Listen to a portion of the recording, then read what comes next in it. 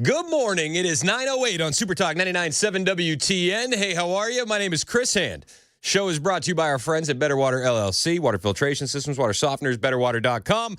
We got Mason Fleming producing. He's always just kicking things into high gear for us. We got Jay Harper in the newsroom, who's also been rocking things. And we appreciate you, however you're listening, whether you're on the iHeartRadio app, the TuneIn app, the FM dial. If you're watching us on Super Talk TV, Facebook, YouTube, Twitter, and Twitch, hello. Thank you for joining us. We appreciate it. If you are on one of the online platforms, every online platform comes with a share button. And if you like the stuff that we talk about here on Super Talk, and maybe not even just me, but the other hosts as well, always hit that share button. Help us spread the message as far and wide as we can. Hit like, hit subscribe, do all the things. It's free for you to do, and it makes a massive difference for the radio station. So whenever you can do that, we really encourage you to do so, and we appreciate it when you do so. Thank you. Let's start today with a Pride Month update. Who doesn't like a good Pride Month update? You may be thinking to yourself, June 4th, it's going to be a long month, and it tends to be. It tends to be. Just one of those days. It's just one of those months. So, But hey. Why not? We're going to have Bo and Gabe in on Friday. Ooh, they were at, they're all month long, they're going to just about every Pride festival in the country, and they're exposing what happens at these Pride festivals where adult men are just engaged in some of the most obscene acts, and oftentimes in front of little children. So they're going to join us. This is going to be on Friday. And they're going to give us an update on the Dyke March that happened in Los Angeles. Oh. It's one of those things. I don't know what you're allowed to say or what you're not allowed to say anymore. Yeah. Oh. So, a lot of the individuals in the community, if you will, they identify as queer now. And I remember that we weren't allowed to say that for the longest time. Yeah. And I didn't think that we were allowed to say the word dyke. But I didn't either. But you can. In fact, have you ever been downtown and you see like the banners that hang on the light posts where it's like the Titans players or the Preds players, whatever? In Los Angeles, they literally had those light post banners that said Dyke March on it. So did they really? Yeah, so I think it's okay. I think it's okay to say. I have no idea. Yeah, I will tiptoe heavily around that. We'll tiptoe maybe around out the window. So Bo and Gabe are going to give us an update on that and where they're going next. That's going to be on Friday. But I have an update for you that is wild. The timing is not coincidental. The USS Harvey Milk is getting renamed. Okay, all right, here we go. I'm here for it. This is going to upset the Rainbow Mafia. And I'm going to let you know all about Harvey Milk and why we shouldn't really give a damn if individuals are upset about this ship being renamed. So let's start here. Got the story from ABC News, and I feel like it's the most fun place to start because it's ABC. Defense Secretary Pete Hegseth has ordered the Navy to strike the name of a pioneering gay rights activist, Harvey Milk, from one of its ships, orchestrating the change as Pride Month celebrations take place, according to sources. A defense official said the timing of the decision was intentional. And I say, yes, this is what I voted for. Yeah, this is exactly what I voted for. This is a culture win. Let's make no mistake about it. This is a huge culture win. The timing was intentional. I hope it was. The order was first reported by military.com, later confirmed by ABC News. Milk, this is when ABC wants to let you know how great of a guy Harvey Milk is, okay? So just let me preface it with that, but let's read what ABC wants to say about Harvey Milk. But before we tell you the truth about Harvey Milk, Milk was the first openly gay man elected to public office in the United States after winning a seat on the San Francisco Board of Supervisors in 1977. He was assassinated a year later. Before serving in public office, Milk, in 1951, enlisted in the Navy and attended officer candidate school in Rhode Island. Milk served nearly 4 years in the Navy, according to a post from the Department of Veteran Affairs. He was discharged at the rank of a junior lieutenant after being threatened with a court-martial because of his sexual orientation. Both his mother and father also served in the U.S. Navy in World War I. The Pentagon's chief spokesman, Sean Parnell, issued a statement saying that any renamings will be announced after internal reviews are complete. Secretary Hegseth is committed to ensuring that the names attached to all DoD installations and assets are reflective of the Commander-in-Chief's priorities, our nation's history, and the warrior ethos, Parnell added in a statement. So the USNS Harvey Milk is one of several ships named after, as ABC puts it, prominent civil rights leaders and activists. The reported decision by the Trump administration to change the name of the USNS Harvey Milk and other ships in the John Lewis class is a shameful, vindictive erasure of those who fought to break down barriers for all to chase the American dream, former House Speaker Nancy Pelosi said in a statement on Tuesday. Okay. So they got rid of the name. But he was a hero. He was a veteran. He was the first openly gay elected official in San Francisco. And he was also a pedophile. So there's that. If you want to, ABC left it out. Weird. Surprising. Harvey Milk was also a pedophile. Yeah. So there's that too. While Hegseth is renaming this ship and the left is going to be melting down, I think that it's important to underline, bold, and italicize Harvey Milk was a pedophile. Okay? Can we do that? Is that fair? We shouldn't have U.S. Navy ships named after pedos. I'm sorry. Is that a hot take? I don't feel like that's a hot take. Some people do. Some people think that's a hot take. At 34 years old, Harvey Milk began a relationship with a 16-year-old boy. 16-year-old boy, Harvey Milk, this hero, this prominent gay rights activist, 33 years old, starts a relationship with a 16-year-old boy. And we're supposed to celebrate this? No. It was wrong when they named the ship this. And finally, the Trump administration, Secretary Hegseth, they're getting this right. He started a relationship with a 16-year-old boy at 33. The boy was a troubled runaway. I don't know. It smells like grooming to me. Does it smell like grooming to you? Milk moved this 16-year-old boy into his apartment and began a romantic relationship with him at 16. Oh, ABC. What did ABC say? ABC said a prominent civil rights leader who had a relationship with a 16-year-old boy. Weird. They left that out of the ABC article. I don't know why. Is there any idea why they might have left that out? It's just baffling to me. Completely baffling. Harvey Milk was 33 years old when he began drugging, grooming, and raping 16-year-old Jack Galen McKinley. It gets even worse because after the grooming, after the drug abuse, after the sexual abuse, and the raping, this boy killed himself. He killed himself. That's your civil rights hero. Harvey Milk, a pedophile who drugged, groomed, and raped a 16-year-old boy. And it ended when the boy committed suicide. Wild. Now, at the time in San Francisco, and this is just facts, the age for a consensual sexual relationship, the age of consent was 17. So, 16, you are a pedophile. You're a pedophile. And furthermore, I think you can make the argument if the kid was 17 too. But even just by the letter of the law, at that time in San Francisco, congratulations, your civil rights hero is a pedo. This is who the left wants to celebrate. This is who the left wants to champion. And they were doing so until we got adults back in the Department of Defense.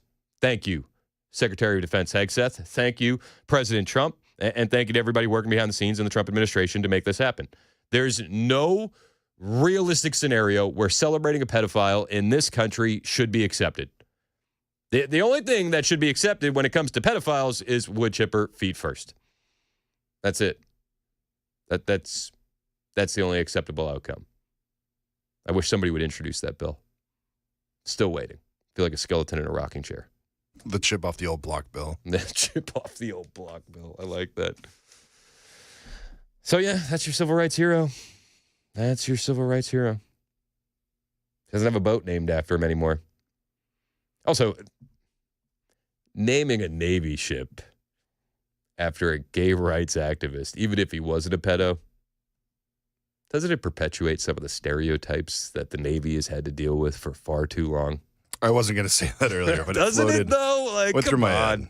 Like, come on. We don't want to do that to our brave men and women in the Navy. Yeah. Let's not do that. I also have another Pride Month update. There are some NFL teams that aren't doing the Pride Month logo. And if this happens to be one of your teams, I say congratulations. There's only 10. Only 10. What is it, 32 teams in the NFL? 30 teams in the NFL? Something like that. Only 10. So about a third. About a third of the teams are not doing Pride Month logos. Those teams, some of them are surprising. Some of them not so much. Dallas Cowboys saw that coming. I mean, Texas Rangers weren't doing Pride Night events either, and it was a huge win last year. New York Jets not doing a Pride Month logo. That was a little bit surprising to me just because of New York and how stunning and brave they often are.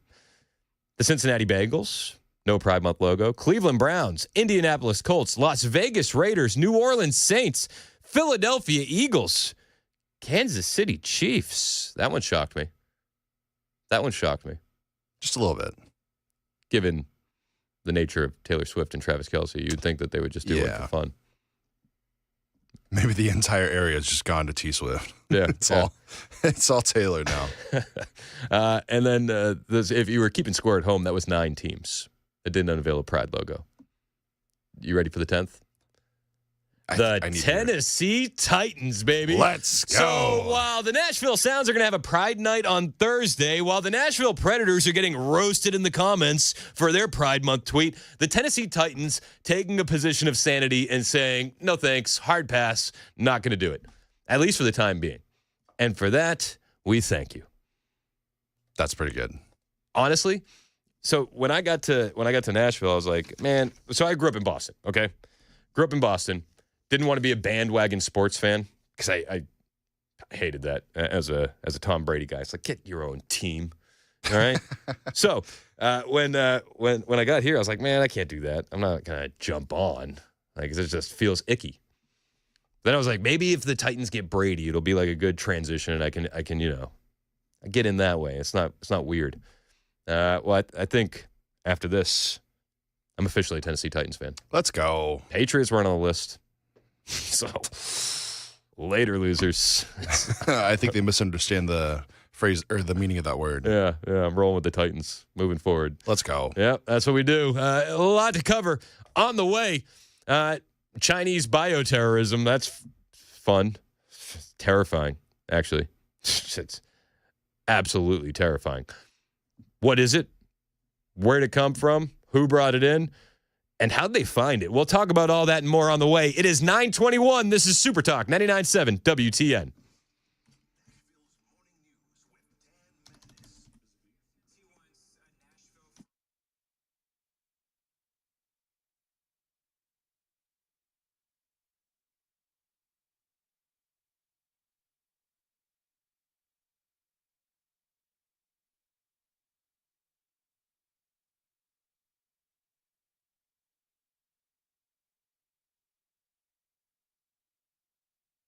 $921 Super Talk 99.7 WTN. It's Chris Hand here from my friends at Busy Bee Plumbing, Heating, and Cooling. It is June. You know what that means. It was hot yesterday, and pretty soon these temperatures are going to hit that height, and they're not going to leave for a while. Have you gotten your AC system serviced the right way, the Busy Bee way yet? No, you got to step it up, man. That way you're running at maximum peak efficiency all summer long. And maybe you need a new AC. Well, here's a great deal for you. You purchase a new AC unit in June, you're going to be entered to win a free 3-day beach getaway. That's right. You buy the AC unit, and they'll handle the vacation, gas, lodging, 2 meals a day, all on Busy Bee. The winner is going to get announced on Facebook. And while you're keeping cool, there's a lot more hot June deals from Busy Bee. Free package upgrades on air duct cleaning, $500 off select tankless or upright water heaters, 15% off whole home drain repipes, and more. And don't forget the Beehive Club. You can now get 2 years for the price of 1. So when you get that AC system serviced, sign up for the Beehive Club. Just $99 will now land you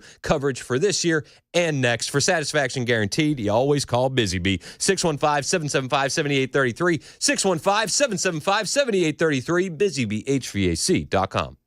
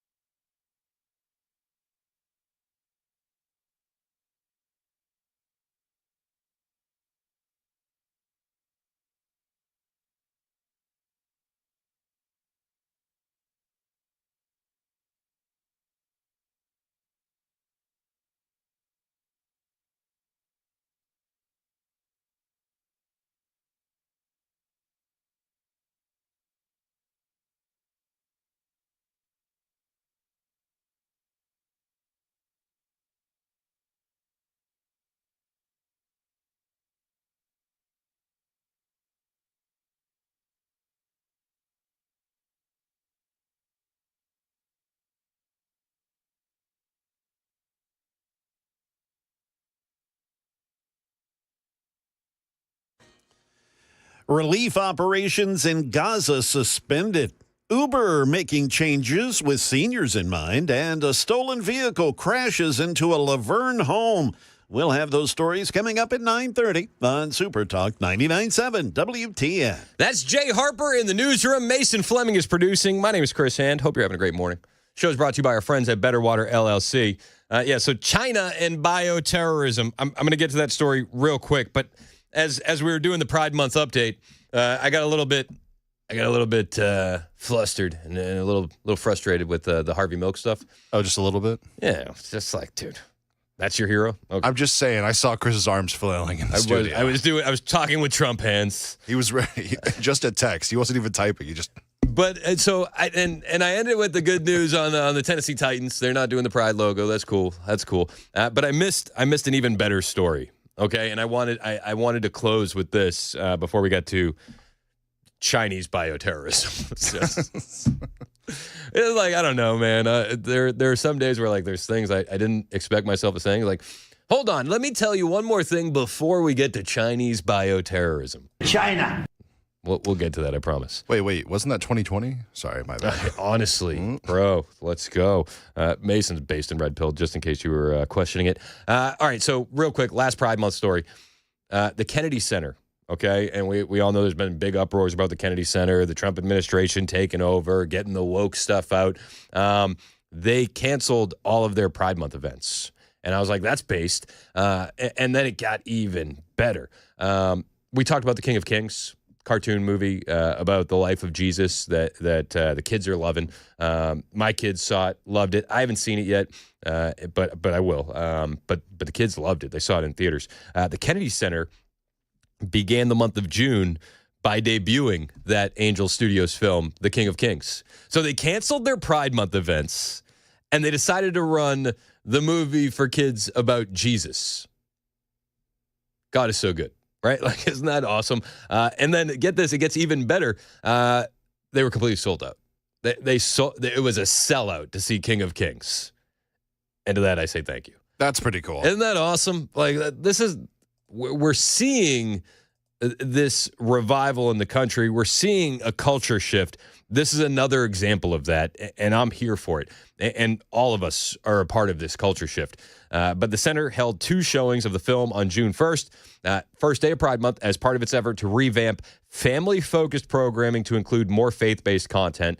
Both shows, huge successes. It's completely sold out. A spokesperson for the Kennedy Center told Breitbart News. It's awesome. It's awesome. I love that story. And I wish that I hadn't missed it. You know, it's now June 4th. I wish I had this story on June 2nd because I think that this one deserves a bit more attention. If you haven't seen King of Kings yet, I think they're streaming it now on the Angel Studios app. You can find it on some streaming platforms now. My wife raved about how good it was, said that the storytelling and the way that they weave the Jesus narrative into real life for kids and put it in a way that the kids can understand it.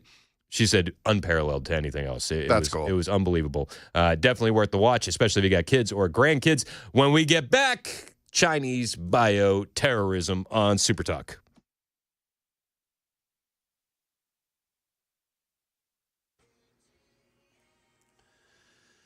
Good morning. It is 9:30. I'm Jay Harper with your top stories. We'll have a weather forecast coming up. The U.S. and Israeli-backed aid group that has tried to distribute much-needed food to starving Gazans has suspended operations today.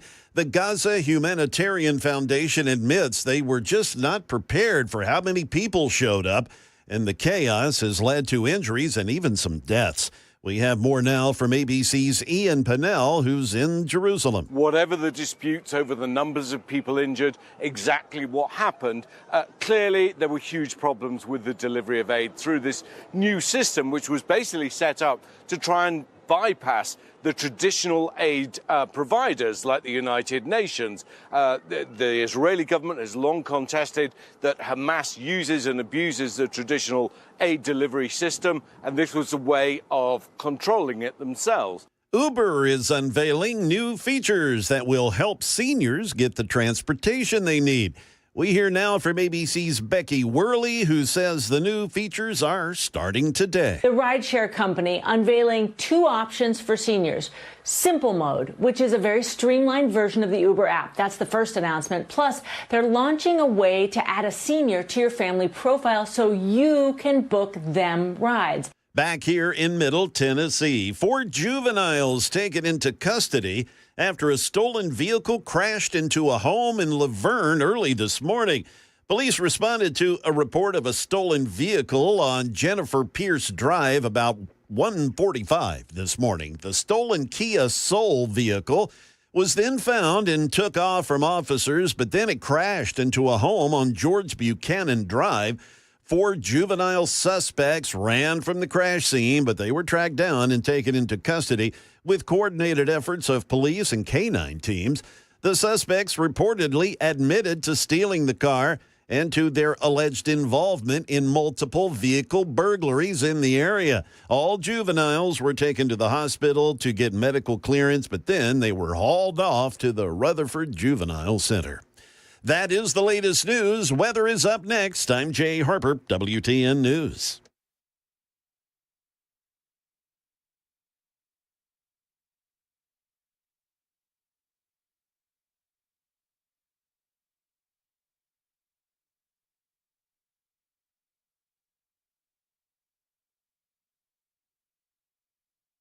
Hey, it's Chris Hand here, and if you are tired of sky-high health insurance costs, you need to talk to my friend Shane Ring over at Cover Nash because he can save you a boatload of money. Actually, Shane has a brand new option right now that could absolutely change the game for you. New plan on the market. Shane has access to it. He can get you access to it. It'll bring your deductible down to just $250.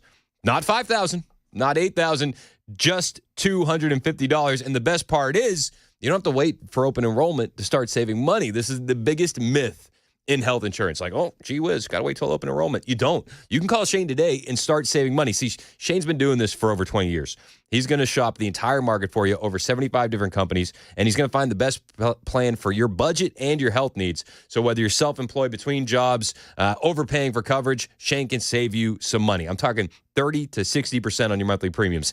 It is time to stop overpaying and time to call Shane Ring. 615-465-0023. That's 615-465-0023. Affordable, quality coverage managed by you, not the government. CoverNash.com.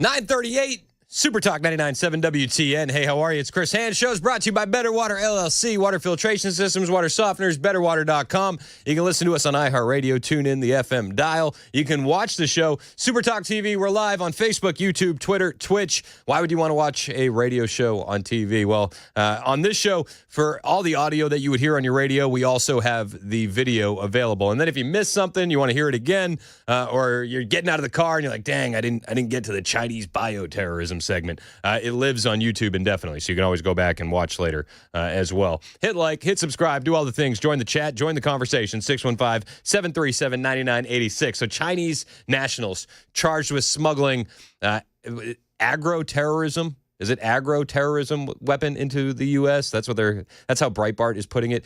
Some individuals are calling it bioterrorism. Tomato, right? It's bioterrorism to some, agro-terrorism to others. Who's to say? But the story is insane. 2 Chinese nationals, boyfriend and girlfriend, have been charged with conspiracy, fraud, and smuggling a deadly biopathogen into the United States. This is fine, right? Do you feel like the dog, like the house is on fire, the dog in the chair? Like, yeah, I was going to say. This is fine. This is okay. No, I'm not sure. I'm actually a little bit terrified. This whole thing is wild, and we know that China doesn't like us. But listen to this. Okay, United States Attorney Jerome F. Gorgon Jr. announced that 33-year-old, and you guys are going to love the pronunciations here, 33-year-old Yun King Jian, and 34-year-old Zunyang Lu. I feel like I did a pretty good job. Both citizens of the People's Republic of China were arrested on various conspiracy charges, which included smuggling a fungus called Fusarium graminearum. Fusarium graminearum, which scientific literature classifies as a potential agro-terrorism weapon. The Justice Department released this press release saying the FBI arrested Jian in connection with allegations related to Jian and Lu's smuggling into America a fungus called Fusarium graminearum, which scientific literature classifies as a potential agro-terrorism weapon. The noxious fungus causes head blight, a disease of wheat, barley, maize, and rice, and is responsible for billions of dollars in economic losses worldwide each year. Fusarium graminearum's toxins cause vomiting, liver damage, and reproductive defects in humans and livestock. Jian allegedly received Chinese government funding to work on the pathogen in China. Her electronics also allegedly contained information detailing her membership and loyalty to the Chinese Communist Party. Weird. Breitbart has the entire story in case you're wondering where you can find the info.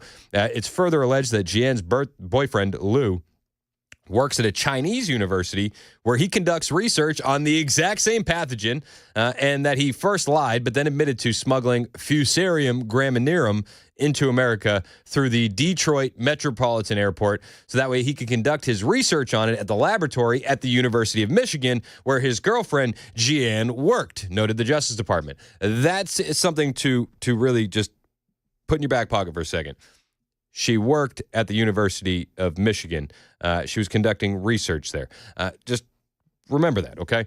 United States Attorney Gorgon called the charges of the matter of grave national security concern, noting that the alleged culprits planned to use the University of Michigan as a laboratory with the use of student visas. Again, just remember that. They planned to use the University of Michigan as a laboratory with the use of student visas. The alleged actions of the Chinese nationals, including a loyal member of the Chinese Communist Party, are of the gravest national security concerns, said Gorgon, the U.S. attorney. These 2 aliens have been charged with smuggling a fungus that has been described as a potential agro-terrorism weapon into the heartland of America, where they apparently intended to use the University of Michigan laboratory to further their scheme. Chivera Gibson, special agent in charge of the FBI Detroit field office, further stated that the suspects exploited their access to laboratory facilities at a local university to engage in the smuggling of biological pathogens. As Breitbart News reported, Secretary Marco Rubio last week had revoked visas and announced that he was going to be revoking visas of Chinese students with connections to the Chinese Communist Party. So one would imagine that this girlfriend who is expressing in text loyalty to the Chinese Communist Party and is here on a student visa working at the University of Michigan, would have been one of those visas that Marco Rubio was talking about. Yeah. Marco Rubio posted on X saying the U.S. will begin revoking visas of Chinese students, including those with connections to the Chinese Communist Party or studying in critical fields. He posted that about 5 o'clock on May 28th. And yeah, this is good. This is exactly why we need to be on high alert when it comes to these Chinese nationals on student visas. I'm sorry, but I don't think that we should be educating our enemies and giving them kind of a bird's eye view into what we're doing here in America. I don't think it's a good idea whatsoever. Now, a lot of the mainstream media was like, that's xenophobic. You're so racist. And now we can point to this and say they were smuggling in agro-terrorism, bioterrorism pathogens. So is it still evil and racist to say that it's a national security concern to have Chinese nationals in our universities? I don't think it is. And I think Marco Rubio is well within his rights to start revoking those visas immediately. If applied to a broad segment of the hundreds of thousands of Chinese university students in the United States, the move could disrupt a major source of income for American schools and a crucial pipeline of talent for U.S. technology companies. Crimea River. It feels like, the universities are going to lose revenue if we don't have Chinese nationals coming in to be educated by them. It feels like two birds with one stone to me personally. I don't know about you, but I'm here for it. So this is an insane story, but it's not the first insane story that we've heard when it comes to these Chinese nationals. We're well aware that during the Biden administration, they were pouring over our southern border in the tens of thousands of numbers. This is from December of 2024, where an individual who lived near the border was describing the Chinese nationals that he would see coming across constantly. My audio is messing up. Anyway, this guy said he was seeing 50 to 60 people coming across his property, Chinese nationals, daily. And then you'll remember back in, 2021, 2022, there was a Chinese biolab that was found operating in the United States, a secret biolab, mind you, not one at the University of Michigan, but one behind closed doors, very secretive in California. And if you remember, they found all sorts of wild stuff in that biolab. Last December, a local official in the small town of Reedley in Central California near Fresno, warning some of this is graphic, that official stumbled on a clandestine lab in what was supposed to be a vacant warehouse. The lab contained thousands of vials of biological substances and mice used for testing. Subsequent inspections determined labels on some of the vials said in Mandarin and in code that they contained infectious pathogens, including the AIDS virus and COVID and tuberculosis and the deadliest known form of malaria. One freezer was labeled Ebola. No, yeah, that's fine too, right? Like, no big deal. No big deal. We must be racist and evil if we have an issue with this. I think this is a major problem. And it's not just our universities that we need to be worried about. It's also the Canadian universities as well.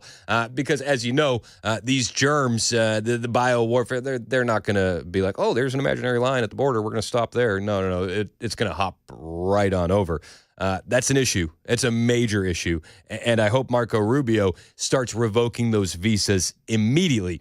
Meanwhile, while all this is happening, and we know that the Chinese have been operating secret police stations, clandestine biolabs, we now know that these Chinese nationals are sneaking in agro-terrorism pathogens. We know all of this. Meanwhile, with that background, Arizona Governor Katie Hobbs has just vetoed a bill that would have banned China from buying Arizona land next to U.S. military bases. Because what could go wrong, right? Like, what could go wrong? Is the Democrat Party completely in the pocket of the CCP? I think to a certain extent they are. I do. I think they are. Elite capture. Google it. Eric in Morristown wants to talk about biowarfare. What's up, Eric, man? Long time no talk. Hey, long time no see, man. Thanks for taking my call. Hey, excellent topic. Real quick, I'll try to be as succinct as I can. Real quick. So you get this biological warfare agent, which is the spore that they are allegedly researching. You also have chemical warfare agents, this thing called fentanyl. Okay. Now, Yep. people think that this bio warfare and chemical warfare, and even to some extent nuclear warfare, is going to come across the poles. It's going to be deployed in some sort of munition, a mass casualty event or something like that. Part of the international treaty on nuclear weapons allows for the retaliation by the use of nuclear ordnance in the event that there is a chemical or confirmed chemical or biological warfare attack on the United States. And the international treaty says that any country that incurs such an attack has the right to retaliate with a nuclear weapon. Okay, now we're dealing with China. I don't want to use there's some words I could use, but we don't need to be playing around with the Chinese Communist Party nor the People's Liberation Army. There's this thing called unrestricted warfare. You may have mentioned it. It is the Chinese warfare doctrine to attack basically the United States by any means necessary in order to bring it down and subjugate it to the will of the Chinese Communist Party. Yep. Now, everyone's sitting around here going, Russia, Russia, Russia. Oh, Russia, Russia, Russia. Russia is they're down on the list. They're not. I don't even think they're in the top three of things that we need to be concerned about right now. The Chinese Communist Party has been having this. This has been going on at least for the past 20 years, if not the past 30 or more years of this slow incrementalization of the one step forward program. They just keep taking a step and taking a step and a little bit of a step. They have a 50 to 100 year plan on this. And that's one of the scariest things about the communists. They have 100-year plans, and they're perfectly okay with waiting generations to get you with death by 1,000 cuts. Understood. Now, back in the middle 20th century, I think I'm paraphrasing the quote. I think it was attributed to Mao or one of his underlings, if you will. The 20th century belongs to the Americans. The next one belongs to us. Yep. People can look this up. This is not some conspiracy sort of stuff. This is the stuff that mainstream media, and you're talking about the Democrat Party maybe being, how should I say, in the pocket or the hip pocket of the Chinese Communist Party with the Democrats. I think there does need to be a form of McCarthy-like investigation into the entire establishment. Yep. I could not agree with you more on that, Eric, and I appreciate the call, because as we're seeing this evidence unfold, just numerous amounts of evidence with the Chinese secret police stations, the clandestine biolabs, the sneaking in pathogens, the thousands upon thousands of war-aged men that have been sneaking in this country. The media and the Democrats are still going to be running cover for these Chinese nationals when they end up getting deported. And I have one such case right here. Chinese national getting deported. I think this was in Maine. Media running a puff piece for him. Listen to this. It's another emotional day for Xing Bidong. His brother, Xing Feng Dong, was taken into custody earlier this month by U.S. Immigration and Customs Enforcement, or ICE. He said his brother is a hard worker. Through a translator, Dong expresses his worries about how his brother's absence will affect other family members. Yeah, and again, the media is using emotional propaganda to make you feel bad. And my first question is, you've been in the country for 20 years illegally. You didn't learn English? You have to speak through a translator? It's a little weird. The media running puff pieces for somebody who's broken our immigration laws for 20 years? That's weird. That's weird. With a Chinese national, one of our biggest enemies, does anybody else find this whole puff piece a little bit off? Out of the United States, his family were broken. His kids, no father, and his business will be stopped. Details are limited, but an assistant at the law office of John Chang in New York, which is representing Dong, says he's from China and out of status. Typically, this means someone has stayed in the U.S. longer than allowed or violated the terms of their visa. Typically, that means you should probably head home. It's 9:52, Super Talk, 99.7 WTN.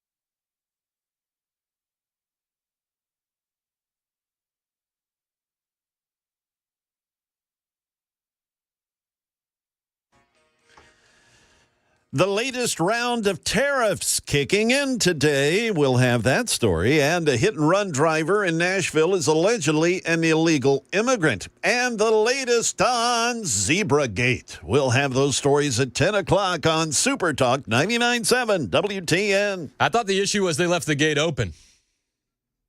No? I think that's what we're having to work through. That's where we're... Super Talk 99.7 WTN. My name's Chris Ann. Show's brought to you by Better Water LLC. Why do you need to be in the YouTube chat? Because these guys drop gems. Much funnier than I am. Did you see what Zach said a moment ago? So I was just He reading. said, all right, so the bio-terrorist weapon, the what is it? The agro-terrorism weapon. Yeah. It's called Fusarium graminearum. And Zach in the YouTube chat said they're smuggling Harry Potter spells into our country. And we can't keep letting them get away with it. We can't. It gets worse than that. My friend Aaron sent me a tweet. China has poisoned 90% of Florida's orange groves with a devastating bacteria. China is fishing the oceans dry with fleets visible from space that use electrified nets to hoover up anything alive. China-paid poachers are destroying Africa's beautiful megafauna populations, particularly tusked animals like rhinos and elephants. Oh, wow. And now they're setting their sights on the Midwest grain fields with this bioweapon.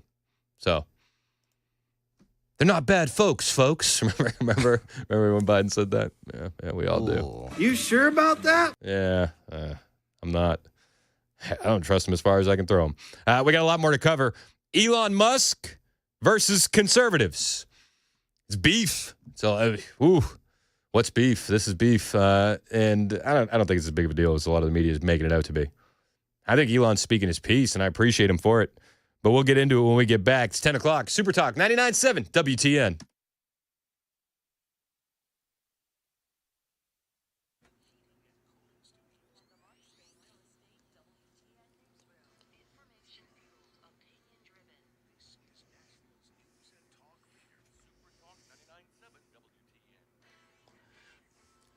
Good morning. It's 10 a.m. I'm Jay Harper with your top stories. We'll get you a wet and steamy weather forecast here in just a bit.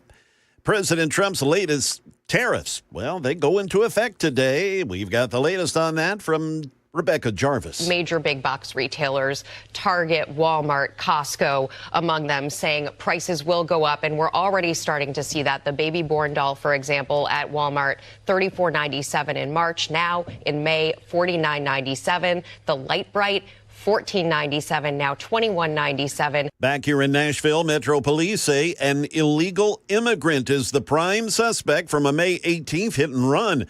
They say federal partners, including Homeland Security investigations, are helping to track down 32-year-old Venezuelan national Tony Lopez Infante.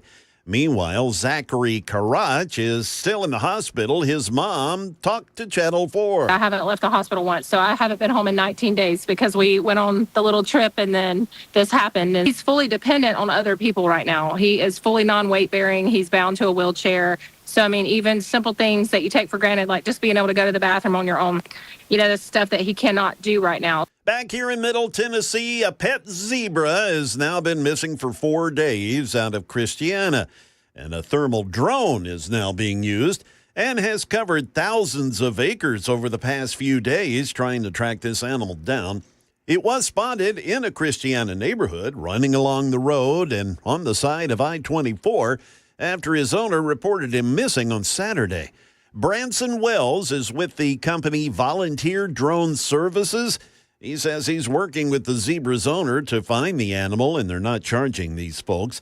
Zebras are known to feed on grass, of course, and there's a bunch of that in the area. The zebra's owner told Channel 4 on Monday that he hopes that the animal has found a body of water somewhere. Wells says that if he finds him, there are teams that could tranquilize the animal. A canine search is also being utilized. If you see the zebra, call the Rutherford County Sheriff's Office. That is the latest news. Weather's next. I'm Jay Harper, WTN News.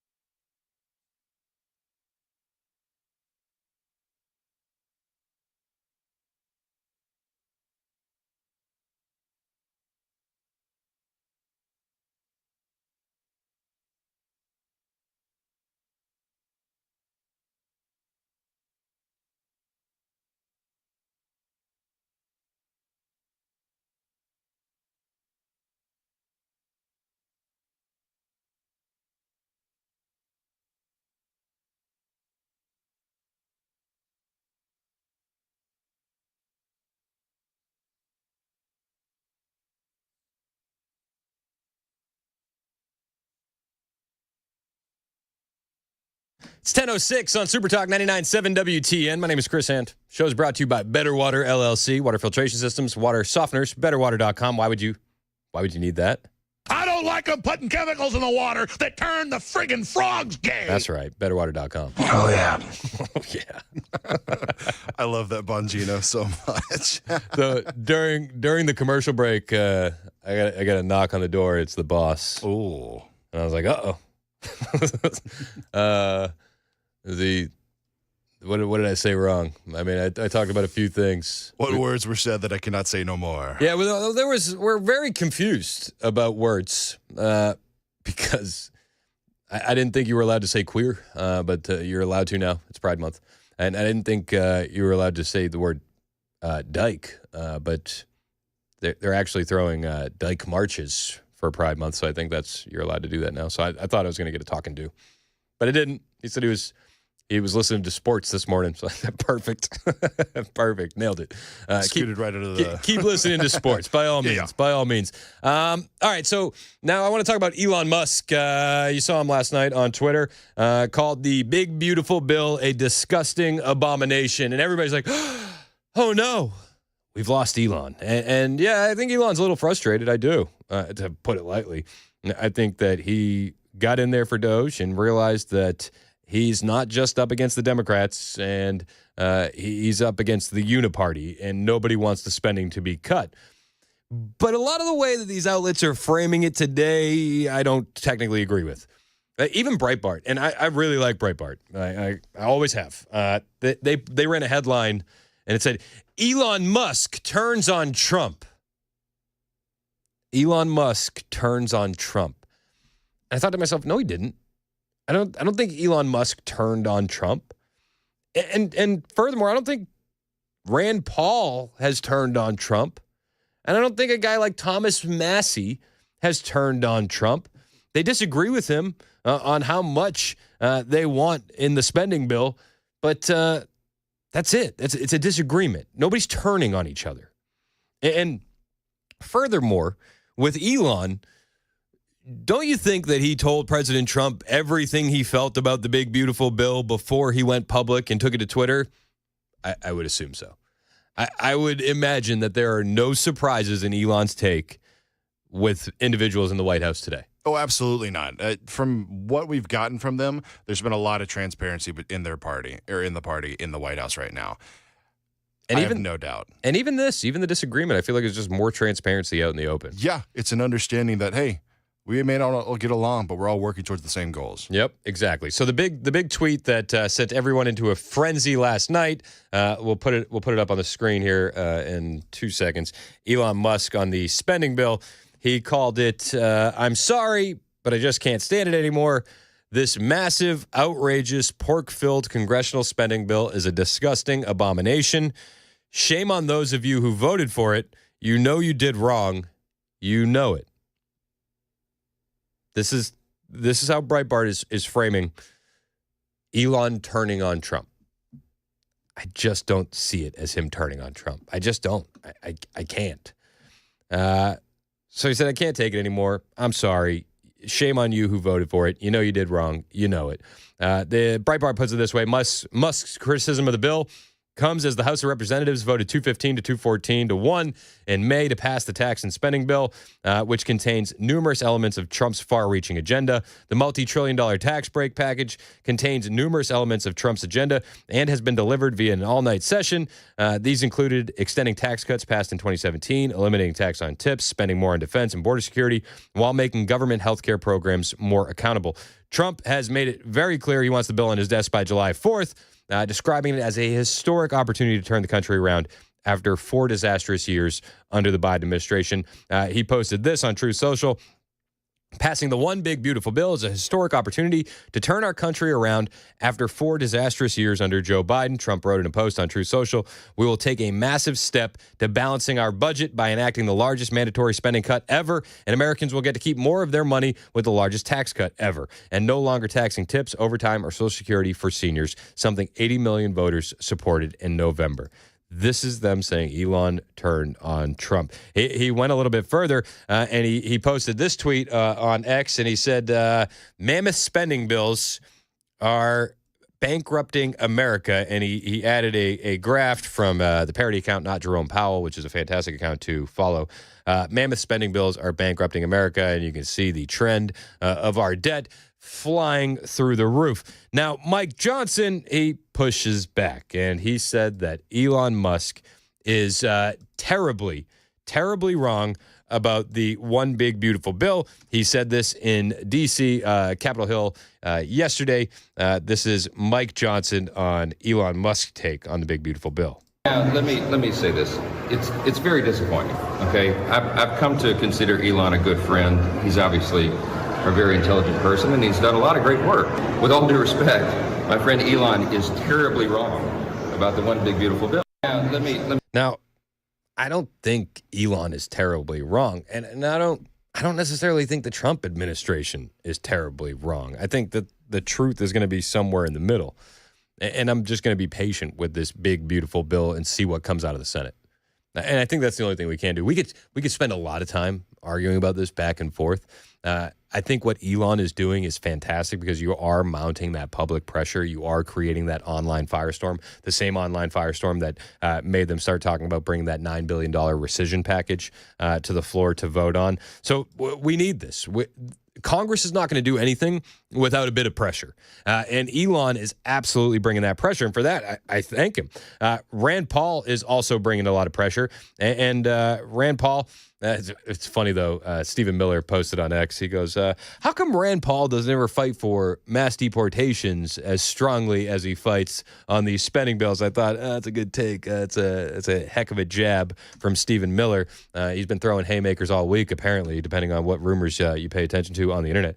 But Rand Paul, he was talking about the fact that they might not even have enough votes for that $9 billion rescission package currently, which is just crazy. Here today, first, I'd love to just get your response to the president. Well, I'm guessing that when I voted no on both impeachments that the president wasn't happy with me loving to vote no. I'm guessing when I voted yes for most every member of his cabinet except for one, he probably wasn't unhappy with that either. What I would say is we have a disagreement, and we can still be friends, and I've told him this too. We can still be friends and have a disagreement. Yep. But to put things in perspective, the bill increases spending for the military and for border over $300 billion. The DOGE cuts, which aren't in this bill, were about $200 billion. So this bill actually increases in the first couple of years spending more than all the DOGE cuts combined. Now we're going to do $9 billion. That's very small. It's a rounding error. I'm for it. I think Elon's done a great job. $9 billion is a pittance, but I'm for it. I absolutely am for cutting the $9 billion. But I fear, I fear we might not have the votes to cut the $9 billion. If we don't, I suggest people grab their pitchforks, figuratively, and march on Washington. If Republicans cannot cut $9 billion, we've got a problem with Republicans. Yeah, he's absolutely right. I mean, nailed it. Rand Paul nailed that. If we can't cut $9 billion, then we have a much bigger problem than we know. I like how he said, then you need to grab your pitchforks. And then he's like, pause. He's like, figuratively, I swear. Thank you. Stephen Miller, he's been posting on X about this a lot. He said the Big Beautiful Bill is not an appropriations bill. It does not fund 99% of the government. $0 for the Department of Education, $0 for HUD, $0 for the APA, not a cent. Big Beautiful Bill cuts taxes, deports illegals, and reforms welfare. We could have never dreamed of a bill like this in 2017. He goes on to say, one of the bigger points of confusion on the Big Beautiful Bill is spending versus tax cuts. The lefty CBO says extending the 2017 tax cuts, preventing their expiration, increases the deficit. Some critics have seen this figure and claimed or implied the bill increases spending. Even according to CBO, the bill cuts spending over $1.6 trillion. So when a libertarian, e.g. Rand, attacks the deficit impact of the bill, they are attacking the tax cut. Of course, honestly accounted, extending current tax rates has zero deficit impact, which is why the bill, because of its spending cuts, reduces the deficit. A second major point of confusion, this is again Stephen Miller on Twitter, second major point of confusion is what's actually in a reconciliation bill. It is not an appropriations bill or a general budget bill. It provides no funding or authorization for 99% of the operations of government. It was not written by the appropriators, but some of the most conservative members of the House. It has not a single Democrat provision or vote. The bill has 3 principal sections: tax cuts, welfare reform, immigration, and border security. It is a dream bill. He went on to say in another tweet that just on the border security stuff alone and the money that's being thrown in for mass deportations, he said that this is a once-in-a-lifetime opportunity to do this. That's Stephen Miller. Again, Stephen Miller is going to sell his side. Trump is going to sell his side. You're going to have Rand Paul, Thomas Massie, Elon Musk on the other side. And I think the truth is going to be somewhere in the middle. I do. And I know. I don't want to be like riding the fence, but that's just how I feel. Rand Paul says if the Republicans vote for it, well, then it's going to be the Republicans that own the debt. And well, I mean, time will tell on that. I don't know if that's necessarily the case. But that's Rand Paul's take, that we're going to increase the debt if you vote for this bill, and that Republicans are going to have to own that debt when the bill comes up. This is Rand Paul talking about the debt. On that note, I want to get you to address the 2 things we just heard from OMB Director Russ Vought, and one made by the president. First of all, they argue the big beautiful bill puts in place growth measures that you're not accounting for. I've been around this game for a while. You have as well. I do know that growth is something that every administration counts on to offset their spending. But do you not think the president has a point with deregulation and tax cuts that we could see real growth that actually helps not jack up the deficit as is accounted for? I mean, I think we're already seeing some growth in this country. I mean, what we took in, like, $22 billion in tariffs in the month of May alone. Yeah, I mean, the growth is real. The growth should be accounted for. Rand Paul. I actually do, and this is where I think the president and I are talking past each other. I accept the growth arguments. I actually accept that cutting taxes can grow revenue. I believe it happened under Reagan. I believe it happened under the first Trump term, and I supported the tax cuts in the first term. I still support them. I support making them permanent, and I do believe they will bring in more revenue than the CBO projects. My objection to the bill isn't about the tax cuts, and it isn't about those calculations.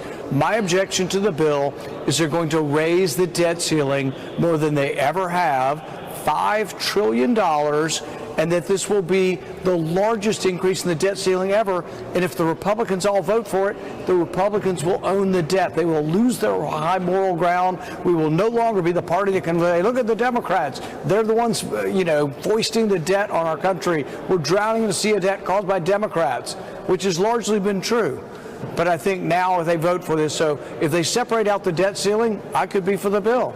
If they separate out the debt ceiling, I could be for the bill. That's Rand Paul. Again, I'm anxious, eager to see what comes out of the Senate on this thing. This is going to be a real test for John Thune, the new Senate Majority Leader, and see what he can do and what he's willing to do as far as cutting some of the spending. And as Rand Paul said there, the debt ceiling. Can we not raise the debt ceiling $5 trillion? Well, we'll find out. Again, there's going to be intense debate about this, but I watch the conversation online. It drives me a little bit nuts, where people will be like, "Oh, that's it. Rand Paul is a loser. Oh, that's it. Thomas Massie needs to be primaried. Oh, that's it. Elon turned on Trump." It's like, can we not go full tribalism on this on this disagreement? I think out of all of them, this is a time where we need to be working more closely together instead of just roasting people online. That's just me. A lot of people are just roasting people online. I think Rand Paul's great. I think he's a great senator. And I like Thomas Massie. Thomas Massie was catching a bunch of heat for this too. Was it last week? He was in the crosshairs of a lot of conservatives on Twitter.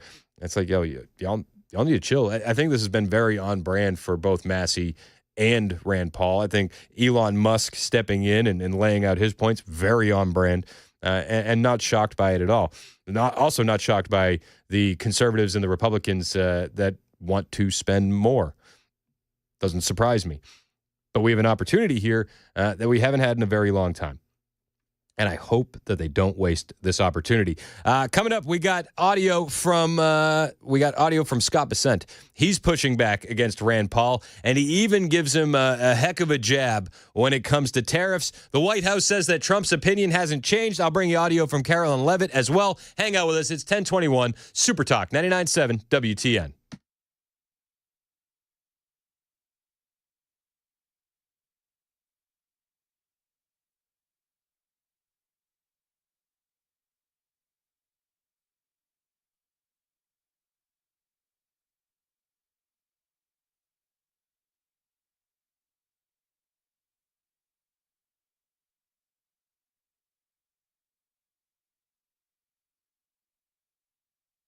Hey, what's up? It's Chris Hand here for my friends at the Glock store. And I was looking at pictures on Facebook of the open house on Saturday. Oh, yeah? Still completely bummed that I had to miss it. Mason was there. The open house was a banger, wasn't it? What a blast, dude. I had so much fun there. And we were not just doing gun puns for the Glock store. Yeah, no, it's genuine. It's awesome. But thousands of people showed up. It was a heck of a day, and everybody was pretty happy. Everybody was ready, locked and loaded, ready to go. Sorry. I'm trying to throw in as many as I can. Well, we may need to reload the magazine then to get some more puns in there. But the Glock store is the best place to go. If you didn't make it to the open house, you were unfortunate like me, you should make it to the Glock store whenever you have the opportunity to. They have the largest selection of Glock handguns. They can customize your firearm in any kind of way, and they'll install your performance parts and your customization parts for free while you wait. That only happens at the Glock store, minutes from the airport, worth the drive from anywhere, always available online, glockstore.com.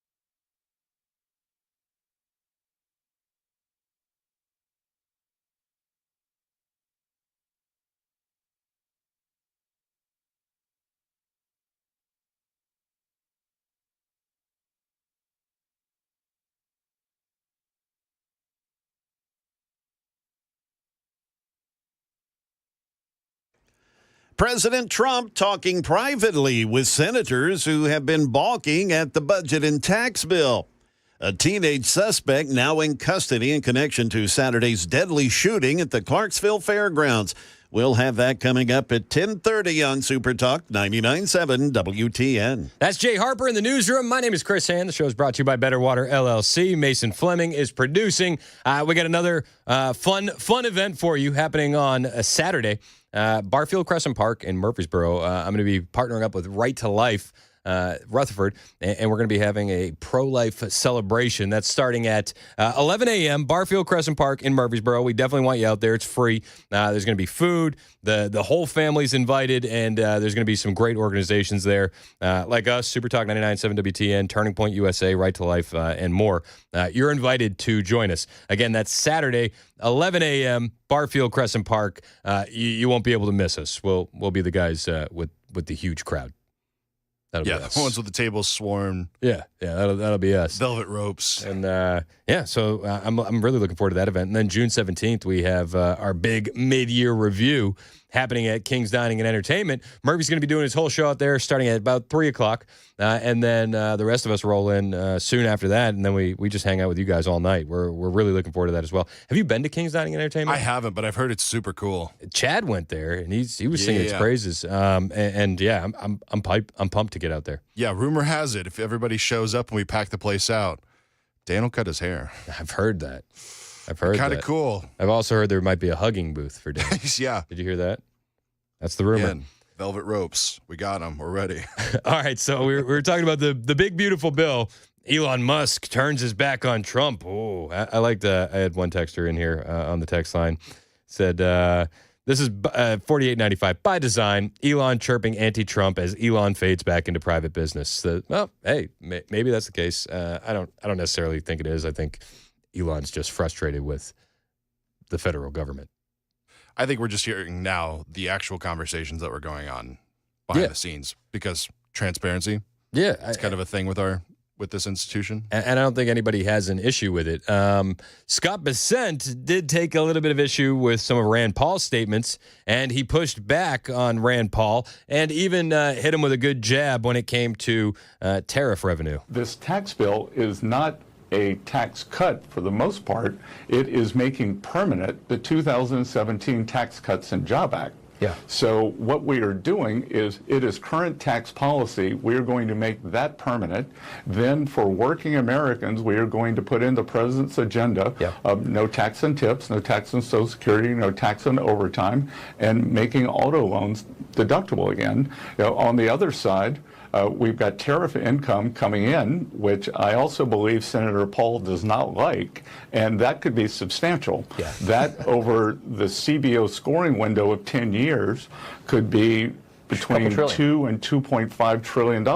I love what we also have tariff revenue which Senator Paul doesn't like.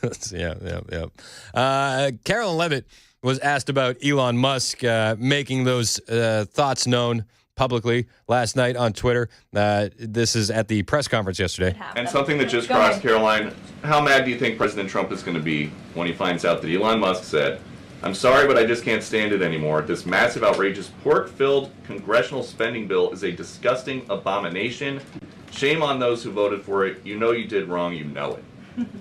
Look, the president already knows where Elon Musk stood on this bill. It doesn't change the president's opinion. This is one big, beautiful bill, and he's sticking to it. Yeah, listen, I respect that, too. The president knew where Elon stood, obviously. I think probably everybody inside the cabinet knew where Elon stood, and I'm sure Elon's not the only one standing there, let's be perfectly honest. I'm sure there are people that agree more with Elon Musk than they do with Scott Bessent or Donald Trump or Stephen Miller on this.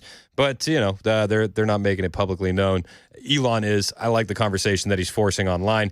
Mike Johnson, he's been kind of in the crosshairs of Elon Musk, and he was asked about Elon Musk, and he said that he gave him a telephone call last night. You mentioned that you talked to Elon on Monday. You made this 180. What do you think changed? Why do you think he's coming out against this now? And have you spoken to the president and Elon since the infamous? Well, I'll tell you, I called Elon last night and he didn't answer. But I called Elon and he didn't answer. Yeah, I'm going to send that one to voicemail. Sorry, Mike. It's 10:30 on Super Talk 99.7 WTN.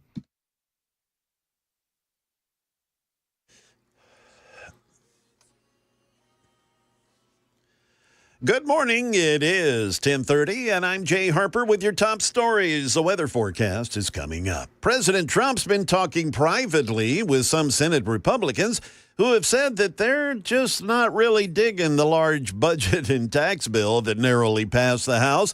Here's more from ABC's Jay O'Brien. There are some hardline fiscal hawks who say they want to see further cuts in this bill, that they don't believe this bill does enough to address the deficit. And in fact, the Congressional Budget Office has found that by increasing the 2017 Trump-era tax cuts, that this bill would add $3.8 trillion to the deficit. So the fiscal hawks we talked to say they want more cuts to try to lessen that number. It's very much unclear if they're going to get that. And then on the other side, you've got some Republicans who say that this bill cuts too much.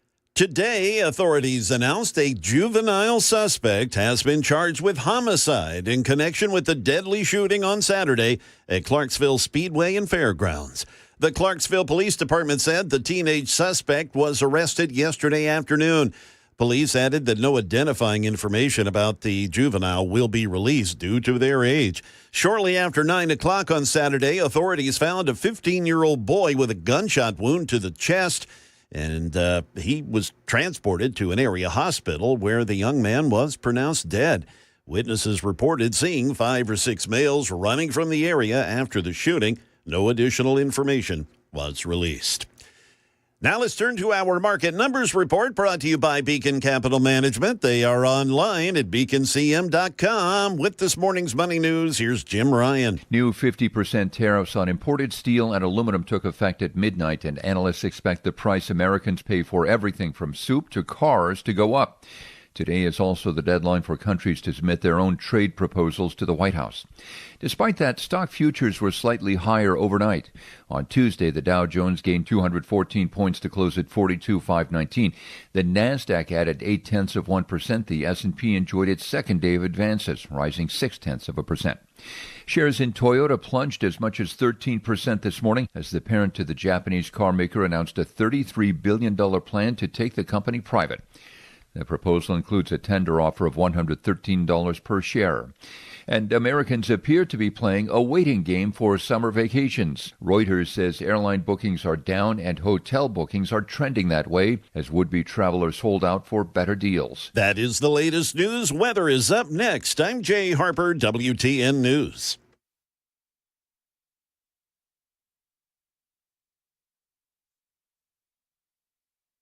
Weather can change in an instant, and you need to be prepared for any outcome. That's why Generator Supercenter of Nashville will help keep your family safe and connected. We make buying a backup generator simple and easy, with financing options available, free in-home estimate, turnkey installations, no worry warranty, and most importantly, the monitoring and service of your fully installed generator. Come see us at our location in Nashville or visit us online. Generator Supercenter of Nashville. We serve all Middle Tennessee.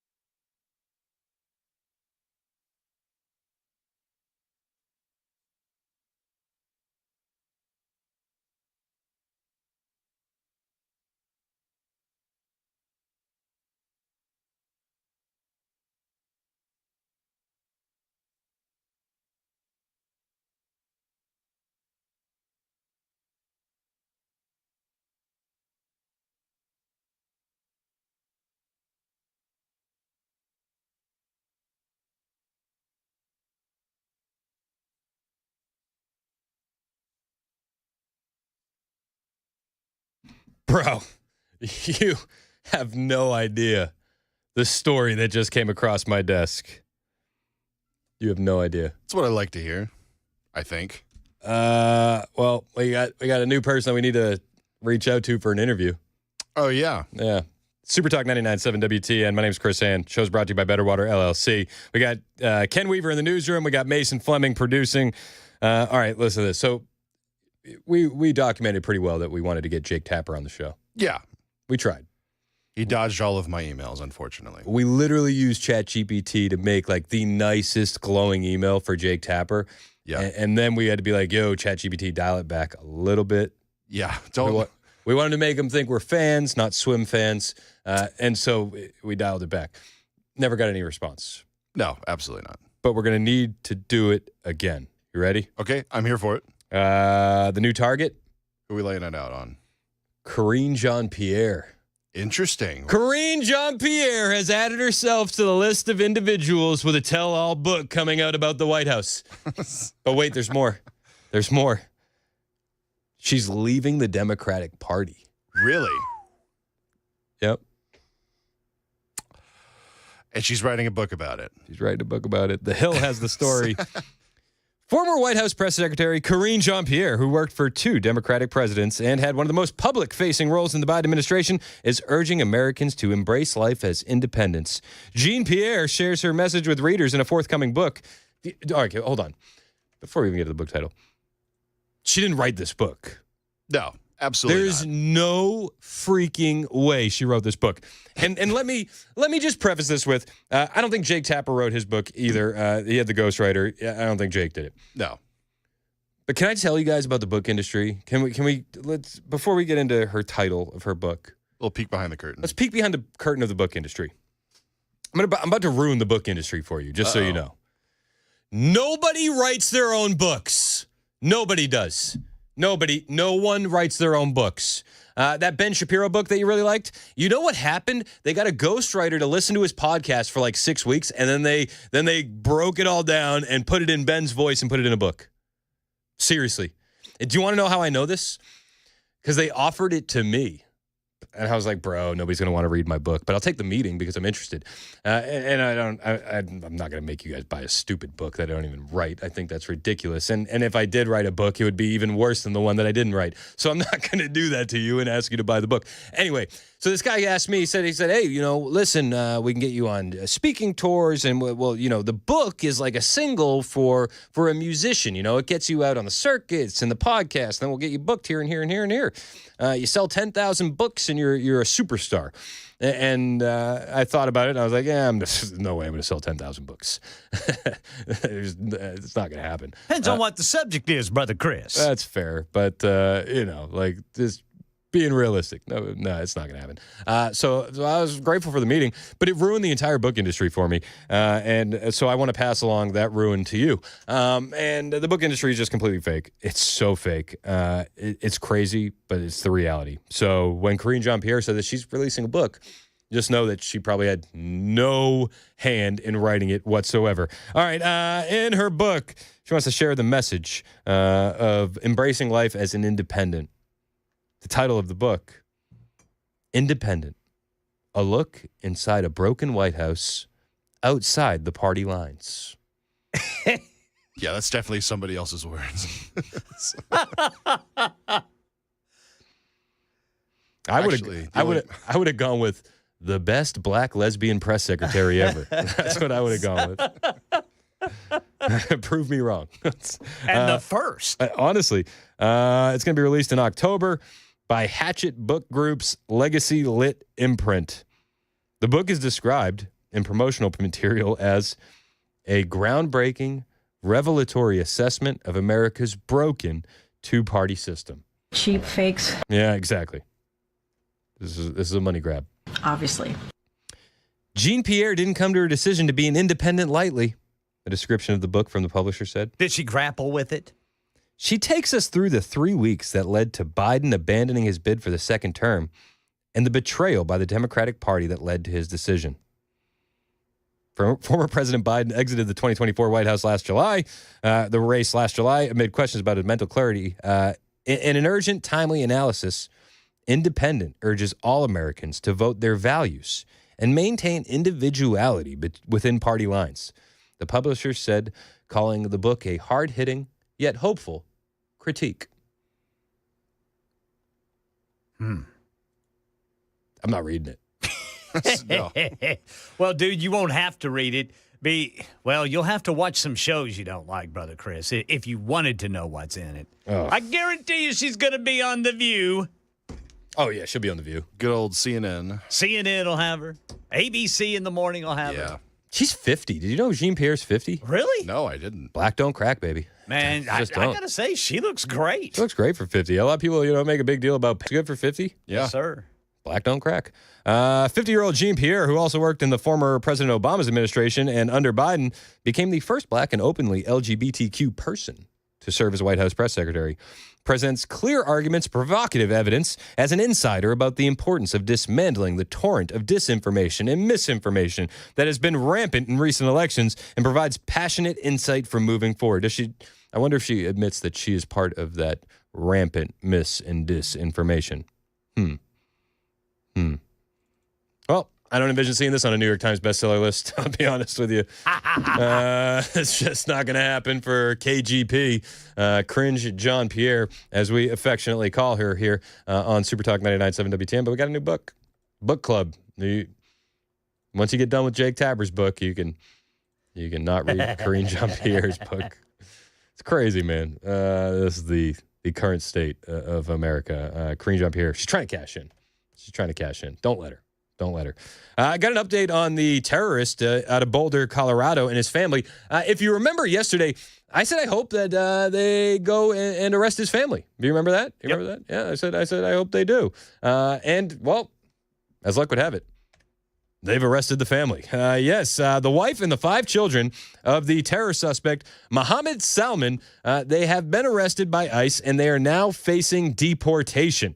For that, I say thank you. Federal authorities have taken the wife and the 5 children of the Boulder terror suspect, Mohammed Salman, into custody after being arrested by ICE, according to multiple senior officials of the Department of Homeland Security who spoke to Fox News reporter Bill Maloogian.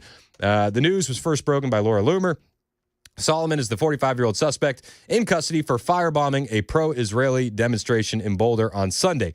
Now, he's an Egyptian national. He overstayed his visa. He was in this country illegally. Then he applied for some sort of asylum, and the Biden administration granted him work authorization during that time. He shouldn't have been here. He shouldn't have been here in the first place. Now, but listen to the way the mainstream media is framing this, okay? It's always about the framing. Your dad was here illegally, a radical Islamist, okay? I mean, he threw Molotov cocktails at Jewish people. So I don't think that's a reach. Radicalized.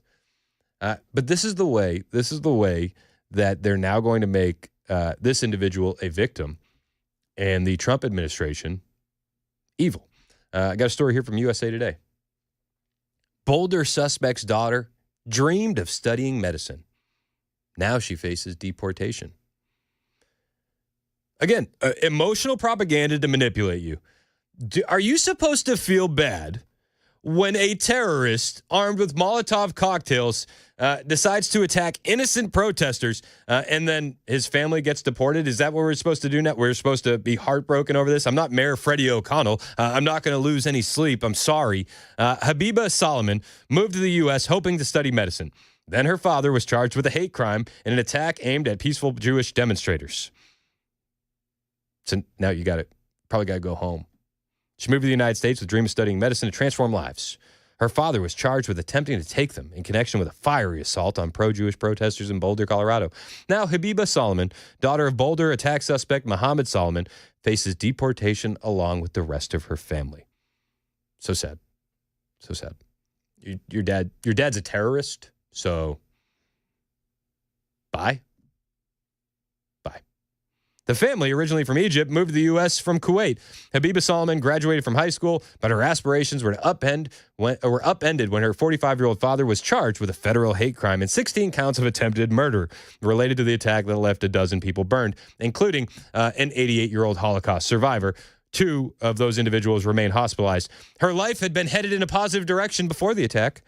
on the weekly demonstration in support of Israeli hostages held in Gaza, which came 3 days after her high school graduation. A federal affidavit says the elder Solomon told investigators he planned the attack for a year and waited for his daughter to graduate before carrying out the plot.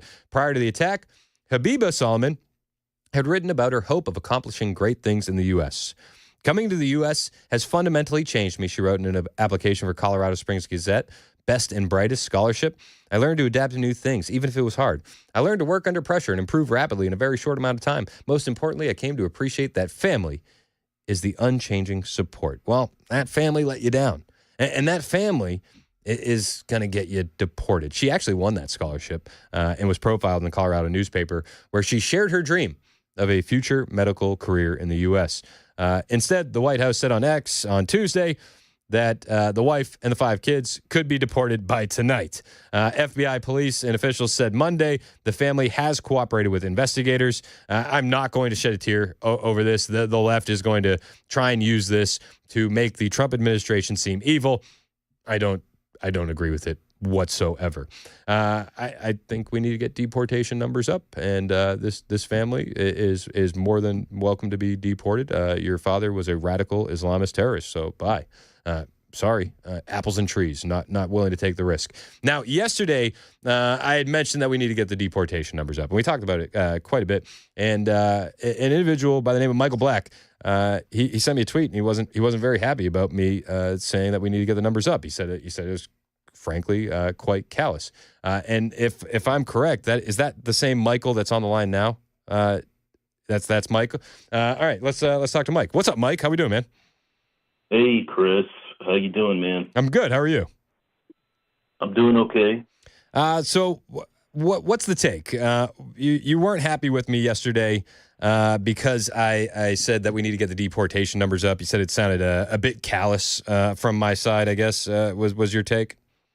Well, I just wanted to say, I felt like from on the other end, on the other side of the radio, right?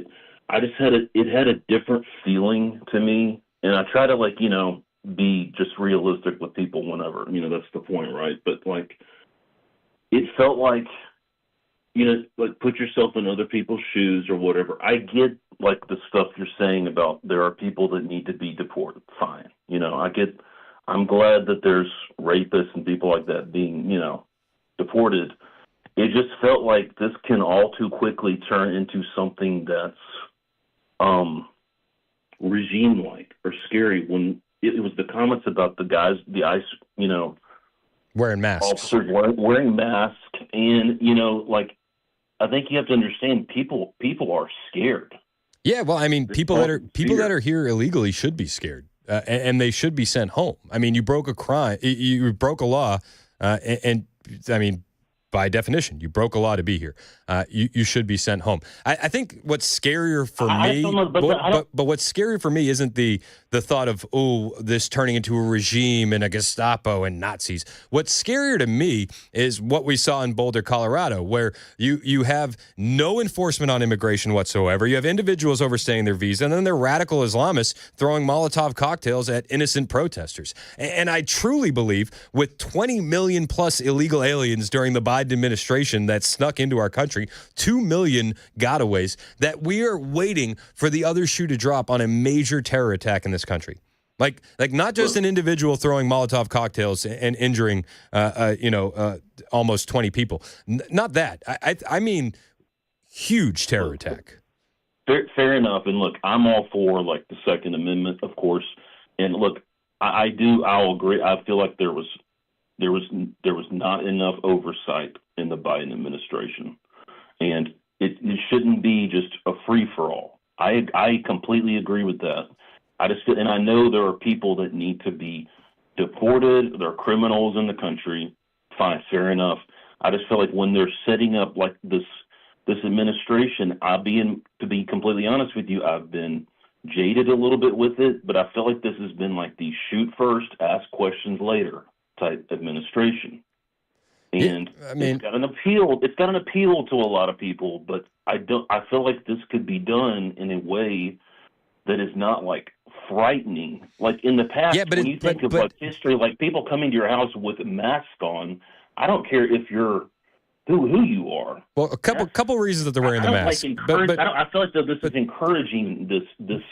But there's a couple reasons people are wearing masks, and it's because cartels have put. I know they're getting doxxed. I get that. And the cartels also gave green lights on them. So like they a lot of these cartel and terrorist organizations, MS-13, they have green lights to shoot at Border Patrol and ICE agents.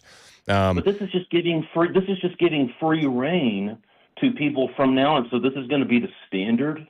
Like, we're going to have groups come because everybody now, we're living in the new information age with phones. Yeah. Everybody can get doxxed.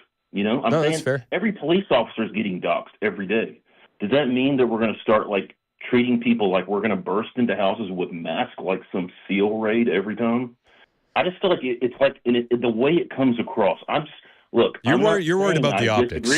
I'm saying you're worried about the optics. Is true. The optics, I think the optics aren't as good as what y'all think. I mean, it's going to be an uphill battle on optics no matter what. If they covered the Obama deportations the same way they cover the Trump deportations, you would have thought that he was an absolute Nazi and an evil person too. I mean, as it stands right now, we're nowhere near Obama-level deportation numbers. And this is what I say when I say we need to get those numbers up. Obama was the deporter in chief. Do we even know the real numbers? The real numbers really currently being reported the real numbers? I don't think we're getting accurate numbers, no. And the numbers that I've seen are low, far too low. But isn't that kind of odd to be having people disappeared from the country and we don't even know? I don't. I mean, you're getting reports. You're getting constant reports of who's being arrested in these raids. Carolyn Levitt was up yesterday at the podium during the press briefing, and she literally went through every single person that was arrested in the Operation Patriot raid. And you're talking child rapists, you're talking murderers, you're talking human traffickers and drug traffickers. I don't feel bad for these people. I don't. And if you got caught up in it because you were, working here illegally, I still don't feel bad. I don't. You broke a law to get into this country. Okay, look, I think this with the Trump administration, one of the issues I've had, it's the speed. It's the lack of, I'll tell you where I feel like the Democrats win in a lot of stuff, and I think you may agree with this, there's more calculated moves. I mean, there was. I don't think that's the case anymore. I think the Democrats right now don't have any leadership that's giving them a calculated move. I think they're a bit rudderless. But I mean, I think there's all kinds of things you don't know of happening. I think there's very calculated moves, but I feel like it comes across to me. Look, I'll tell you like an example why this bothers me. I saw it firsthand with the situation I was in Remnant, but I saw it with Joe Lara, the guy, the cowboy type. And I feel like this comes across to me, and I think it comes across to a lot of people, like there's a macho element to it. There's and I think I don't think that's the answer. I think I even got pulled into it myself. I think you got to have strong men make tough decisions. And it's some of this stuff isn't going to be good, and the optics are going to be tough. And I'm still waiting when they put a crying little girl on TV because her mom and dad have been arrested in a deportation operation. And I know that stuff is coming. And you know what?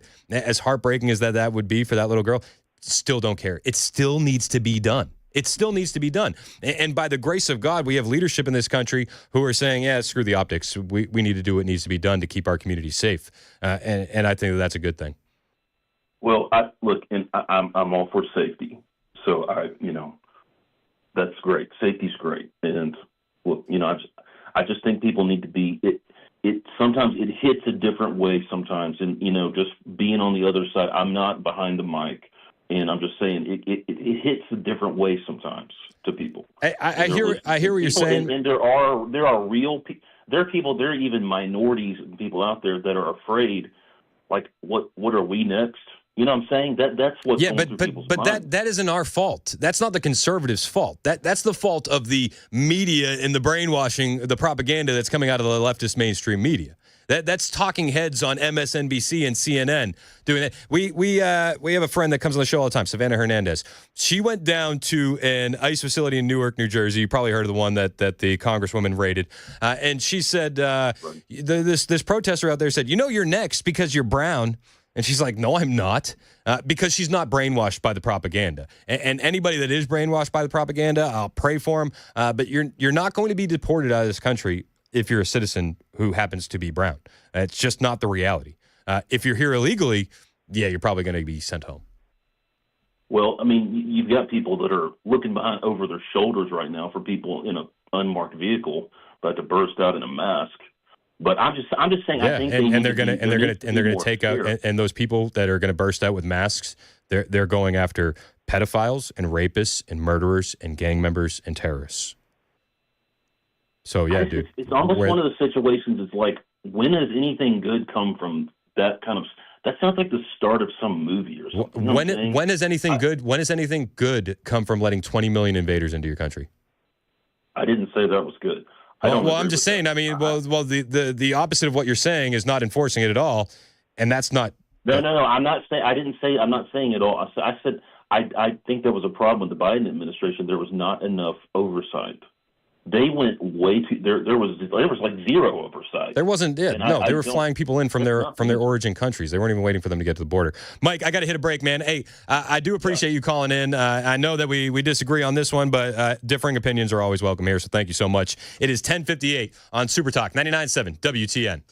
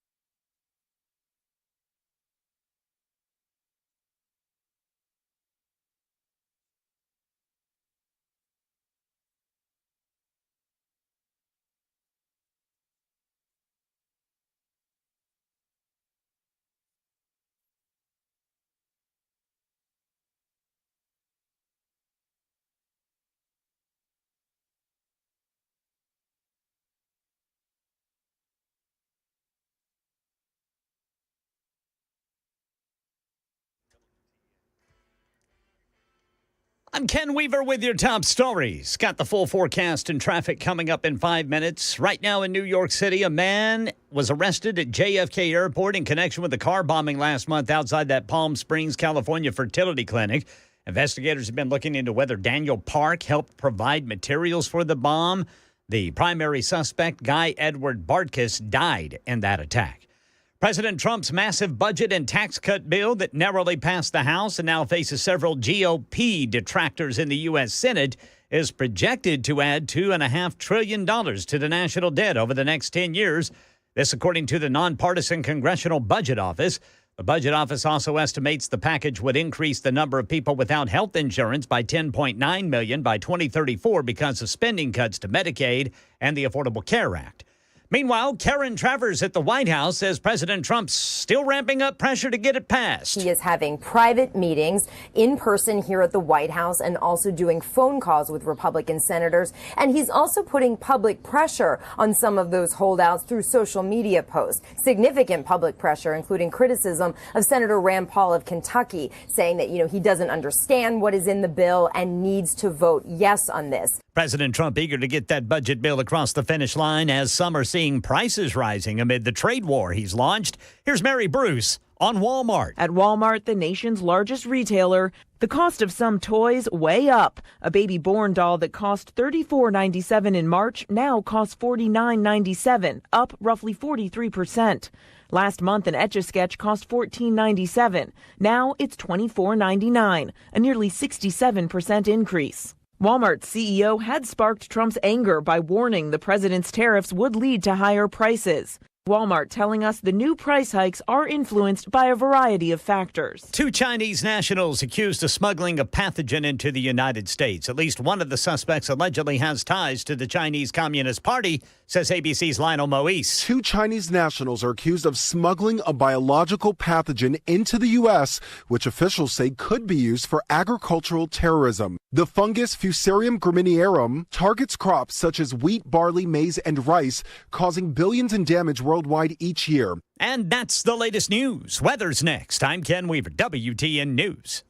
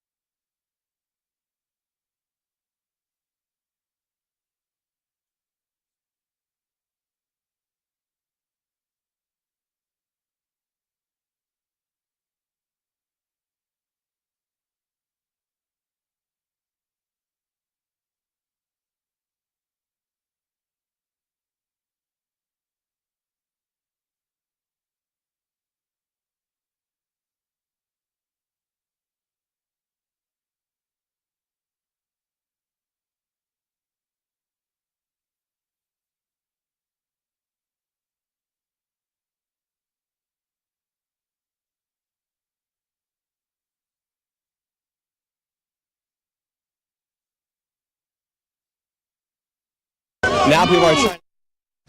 11:08 Super Talk 99.7 WTN. My name is Chris Hand. Sorry about that. Show's brought to you by Better Water LLC, water filtration systems, water softeners, betterwater.com.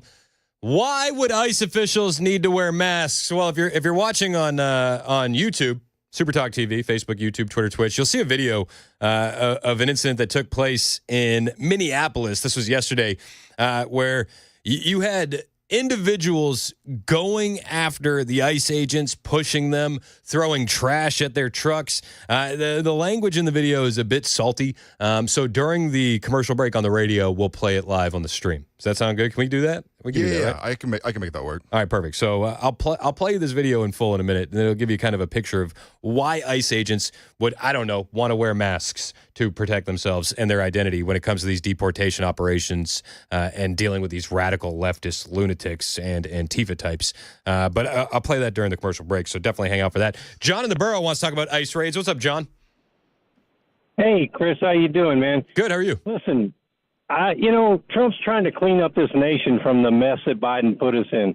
And it really ticks me off when these bleeding heart liberals come out about wham. They need to suck it up, buttercup, because they don't understand. I've become friends with several illegal immigrants over the years.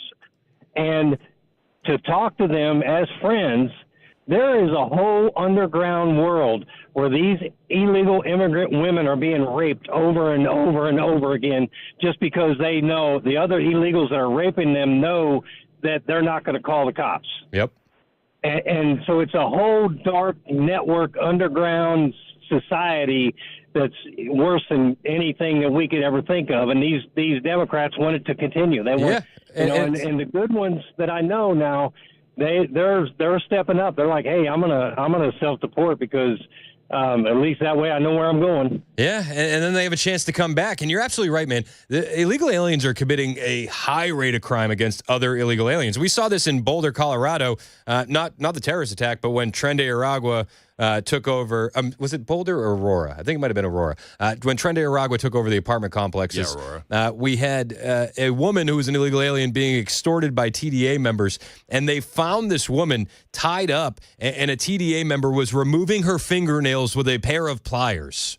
So these are the people that Democrats want to protect. Thanks, man. Appreciate you. Hey, appreciate your call. It's insane. It's insane. And the ICE agents, the Border Patrol, they know what they're up against. They understand that they're going to be targeted not just by illegal aliens and cartels and gangs, but also by our own citizens, the Antifa types, the bleeding heart leftists, the radicalized liberals, and they dealt with doxing. Not just them, not just the ICE agents. They were putting their kids' Instagram pages online. Their kids' Instagram pages. It's nice, right? Nothing to worry about. Tom Homan was talking about the Democrats' rhetoric against ICE and how that's putting agents at risk. This was last night on Laura Ingraham. ICE agents deal with a lot out there when they're in the field. It's dangerous, very dangerous work. And you heard that one bystander who filmed himself and then posted it on social media that he wanted a bullet in their heads.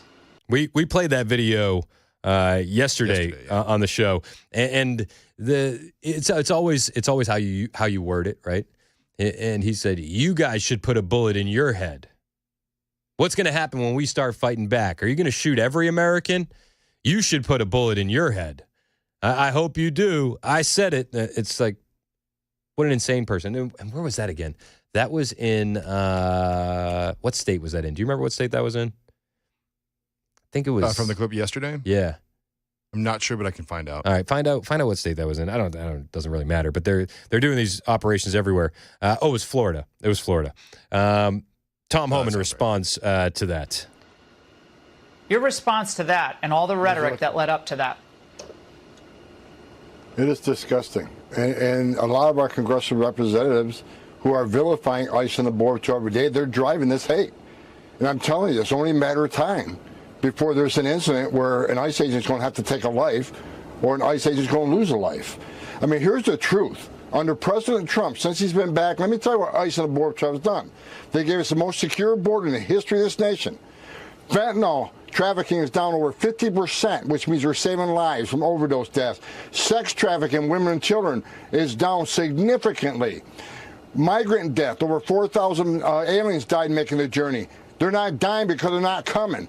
Americans, 250,000 Americans died from fentanyl. Like, again, fentanyl is under half of what was coming across. President Trump saving lives. The men and women of ICE are saving lives every day. Amen. And if you look at the numbers don't lie. Majority of people ICE is arresting are criminal illegal aliens, public safety threats. And the non-criminals, most of them are scooped up in sanctuary cities. And you're right, the world's upside down when the guy that carries them badge and guns, the bad guy, and the ones who break the law are the victims. It's just terrible. It's upside down. It's upside down. It's upside down. He's absolutely right. There was a raid. I got a story. There's a deportation raid in Houston. And they got 142 criminal illegal aliens. And it's like, okay, that's great. Those 142 criminal illegal aliens brought with them nearly 500 prior convictions. Yep. Do the math. That's a little over 2 for everybody. 142 criminal illegal aliens arrested. They had 500 previous convictions. My due process, but my due process before the deportations, please, due process.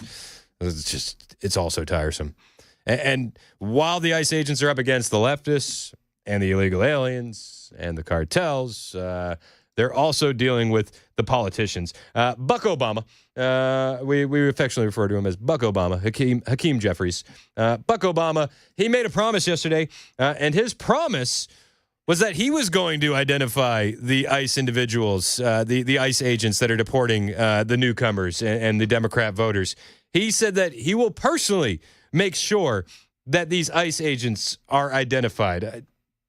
What? Every single ICE agent who's engaged in this aggressive overreach and are trying to hide their identities from the American people will be unsuccessful in doing that. This is America. This is not the Soviet Union. We're not behind the Iron Curtain. This is not the 1930s. And every single one of them, no matter what it takes, no matter how long it takes, will, of course, be identified. That, in fact, is the law. Thank you, Buck Obama. So when an ICE agent is dealing with radical Antifa protesters in Minneapolis, or, I don't know, say they're trying to get an individual deported who, I don't know, did something like rape a mentally incapacitated woman, which has happened on more than one occasion, mind you. That ICE agent who doesn't want to be identified because he's fearful of these leftists targeting him or his family, he's the bad guy, and Hakeem Jeffries is going to make sure that he knows this is America, but we don't get anything about the criminals that they're arresting. I think we should let the criminals know that this is America and that we're not going to tolerate them hanging out here anymore. But Buck Obama says, no. We're going to let the ICE agents know this is America, and they will be identified, no matter how long it takes. Is this guy serious? He's serious. And we're going to make sure that the American people have the transparency necessary to hold people accountable when they're folks who cross the line. Oh, we got to hold people accountable when they cross the line, not the border. Not that line. Buck Obama doesn't want to hold anybody accountable for crossing that line. No. He wants to hold the ICE agents accountable because they wore a mask. Are we dealing with these? Like, is this a serious person? Is he just dabbling in rhetoric and propaganda? It feels like that to me. Oh, if you cross that line, no, not the border. Come on in. You're fine. We'll protect you. We'll look out for you. Oh, what? Oh, little human trafficking, little drug trafficking. Don't worry about it. You're the victim in this situation. And we're going to get you a hotel room. We're going to get you on some Medicare, and we're going to take good care of you. Those evil ICE agents who don't want you doing things like raping mentally incapacitated women, we're going to identify them, and we're going to hold them accountable. Yep. And just so you understand who is the villain to Hakeem Jeffries and who the hero is to Hakeem Jeffries, Press Secretary Carolyn Leavitt yesterday, she read out some of the heinous crimes that were committed by the illegal aliens inside the Operation Patriot. And just so you know, this is who Hakeem Jeffries is defending over our own Border Patrol agents. On that note, ICE and federal law enforcement partners just wrapped up a month-long surge operation arresting nearly 1,500 illegal aliens in the Commonwealth of Massachusetts. During the enhanced operation, dubbed Operation Patriot, ICE Boston and other federal law enforcement personnel focused on transnational organized crime, gangs, and dangerous illegal alien offenders throughout Mass. More than half of the nearly 1,500 illegals arrested had significant criminal convictions or charges pending against them. Here are just some of the violent illegal aliens who were removed from communities in Massachusetts during Operation Patriot. A Salvadorian national with active Interpol red notice for aggravated homicide. A Guatemalan national and registered sex offender who had pending criminal charges in Boston for 5 counts of indecent assault and battery on a person 14 or over. A Honduran national who was last arrested for rape, indecent assault, and battery of a person 14 or over. A Colombian national charged with kidnapping, aggravated rape, and indecent assault and battery on a person 14 or over. And a Guatemalan national who was convicted of murder in Boston. So remember, guys, the evil ones in this situation are the ICE officials trying to get these monsters off our streets because they're wearing masks. Not the child rapists, not the murderer, not the guy with the Interpol red warnings. No, they're good. They need due process. They should be allowed to stay. It's the ICE agents who shouldn't be scaring those kind of people by wearing masks. Yep. This is the argument that they're making. Again, I played this clip yesterday, but I think it's important to play again. Acting ICE Director Todd Lyons, he was leaving the podium yesterday after they announced all the Operation Patriot stuff, and then he rushed back to the podium to talk about his agents wearing masks. No, not the mask, the mask. So a lot of agencies were invited to come out 2 weeks ago in Los Angeles where we ran an operation where ICE officers were doxxed. So let's just say that again. People are out there taking photos of the names, their faces, and posting them online with death threats to their family and themselves. So I'm sorry if people are offended by them wearing masks, but I'm not going to let my officers and agents go out there and put their lives on the line and their family on the line because people don't like what immigration enforcement is. They are wearing those masks because we ran an operation with the Secret Service where we arrested someone that was going online, taking their photos, posting their families, their kids' Instagram, their kids' Facebooks, and targeting them. So let me ask, is that the issue here, that we're just upset about the masks? Or is anyone upset with the fact that ICE officers' families were labeled terrorist? Amen. It's 11:21. Super Talk 99.7 WTN.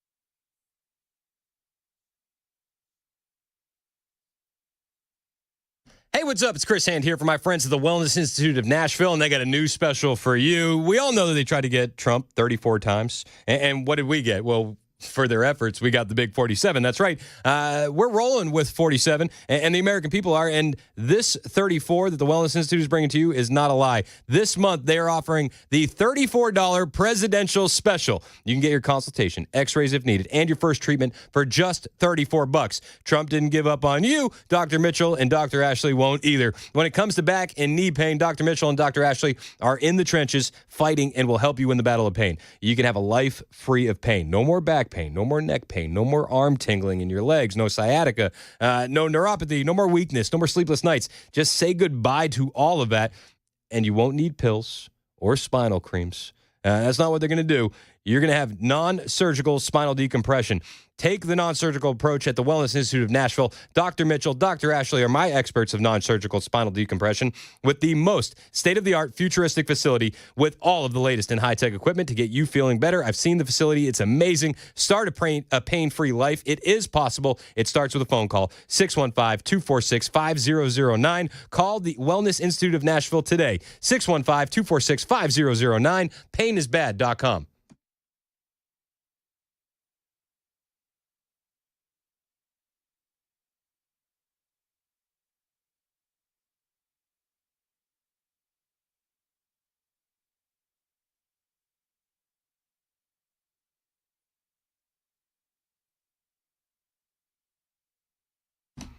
Check.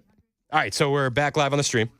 And I want to play this video for you of what happened in Minneapolis. I couldn't play it on the radio because there's a lot of swear words. Reporter Nick Shirley, who's really, really good. He did the Inside CCOT video, the El Salvadoran prison. Fantastic reporter.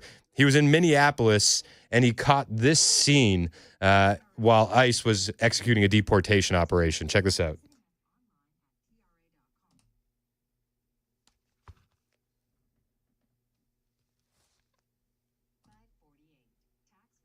Is the sound on?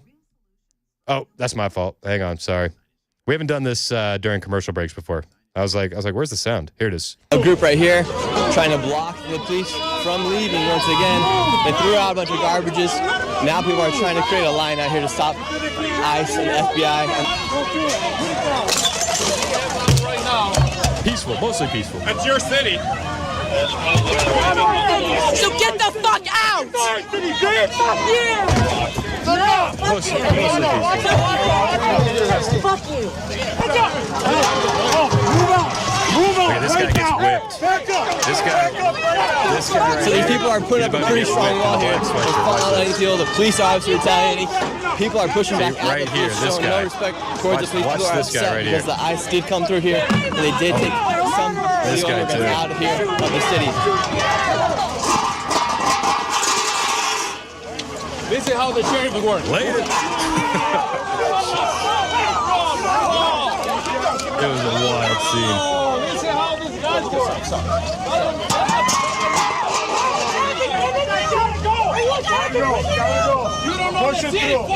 I mean, is that not the most insane scene you've ever seen? That's nuts. I can't hear you. It's because we're all messed up because everything's like out of program for the radio or in the program for the stream. But it's wild. Wild. All right. I'm going to go get some water or something. We'll be back in a minute. Super Talk.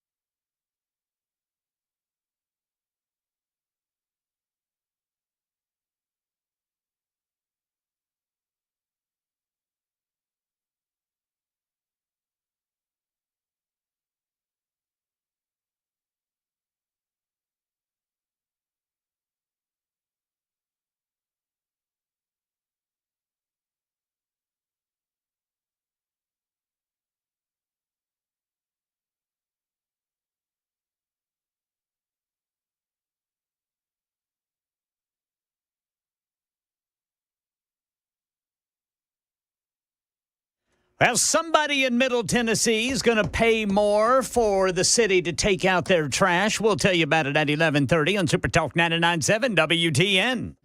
Wait, we got to pay more for the trash? Got to pay more to get rid of it. Oh, man. Not a fan. I just say just don't have any trash. For a while in Murfreesboro, we when we went from 2 kids to 3 kids, we're like, oh no, we need to get another barrel.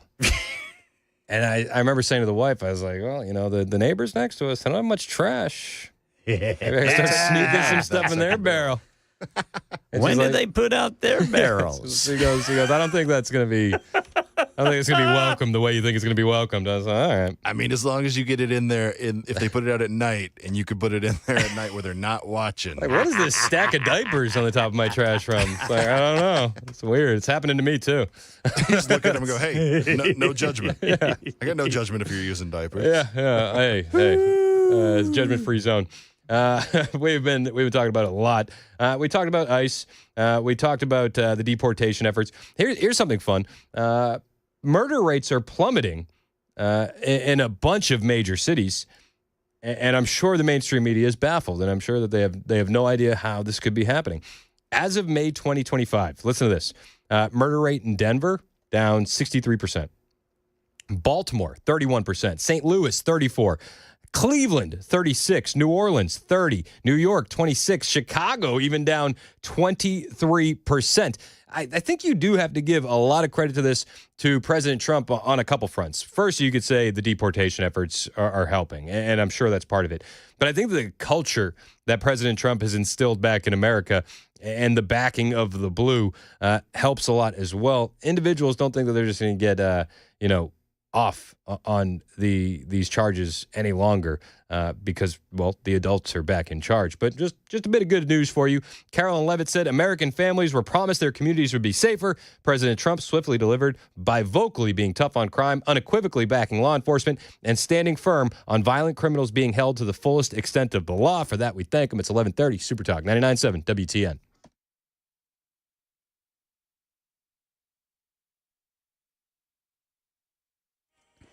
$11:30 on the dot. I'm Ken Weaver with your top stories. All of a sudden, we've got a crash. It is popped up over here on the East Bank. It's going to be East Loop downtown, going westbound right there at Spring Street and Ellington Parkway. Full forecast coming up in 5 minutes. Right now in Middle Tennessee, the Tennessean says the Rutherford County Library System Board voted unanimously on June 2nd to reverse a March decision to remove books that promote transgenderism or gender confusion in kids. Prior to that June 2nd vote, the board was told it could face First Amendment legal challenges to the March decision that could be costly to taxpayers, and they might lose in court. Money news: garbage removal going to cost more in Lebanon. The Tennessean says Lebanon City Council's approved a new $20 monthly garbage removal fee, which until now has been included for taxpayers. Mayor Rick Bell said the increase helps keep up with rising costs to get rid of your trash. And in our nation's capital, sources telling ABC News that Elon Musk has privately grumbled about provisions in that one big beautiful bill that end tax credits for electric vehicles. Musk's opposition to the bill and a new estimate of its cost are giving congressional Republicans headaches, says Stephen Portnoy. House Speaker Mike Johnson says the richest man in the world and the GOP's top donor in the last election is flat wrong. He's way off on this, and I've told him as much. Though Johnson tells reporters Elon Musk wouldn't take his call yesterday. The Speaker insists the reconciliation bill reduces spending more than any measure has in history. But the Congressional Budget Office says it would increase future deficits by $2.4 trillion, and its new Medicaid rules would increase the ranks of the uninsured by nearly 11 million people. Tough stuff for Republican senators to swallow. Stephen Portnoy, ABC News, Washington. That's the latest news. Weather's next. I'm Ken Weaver, WTN News.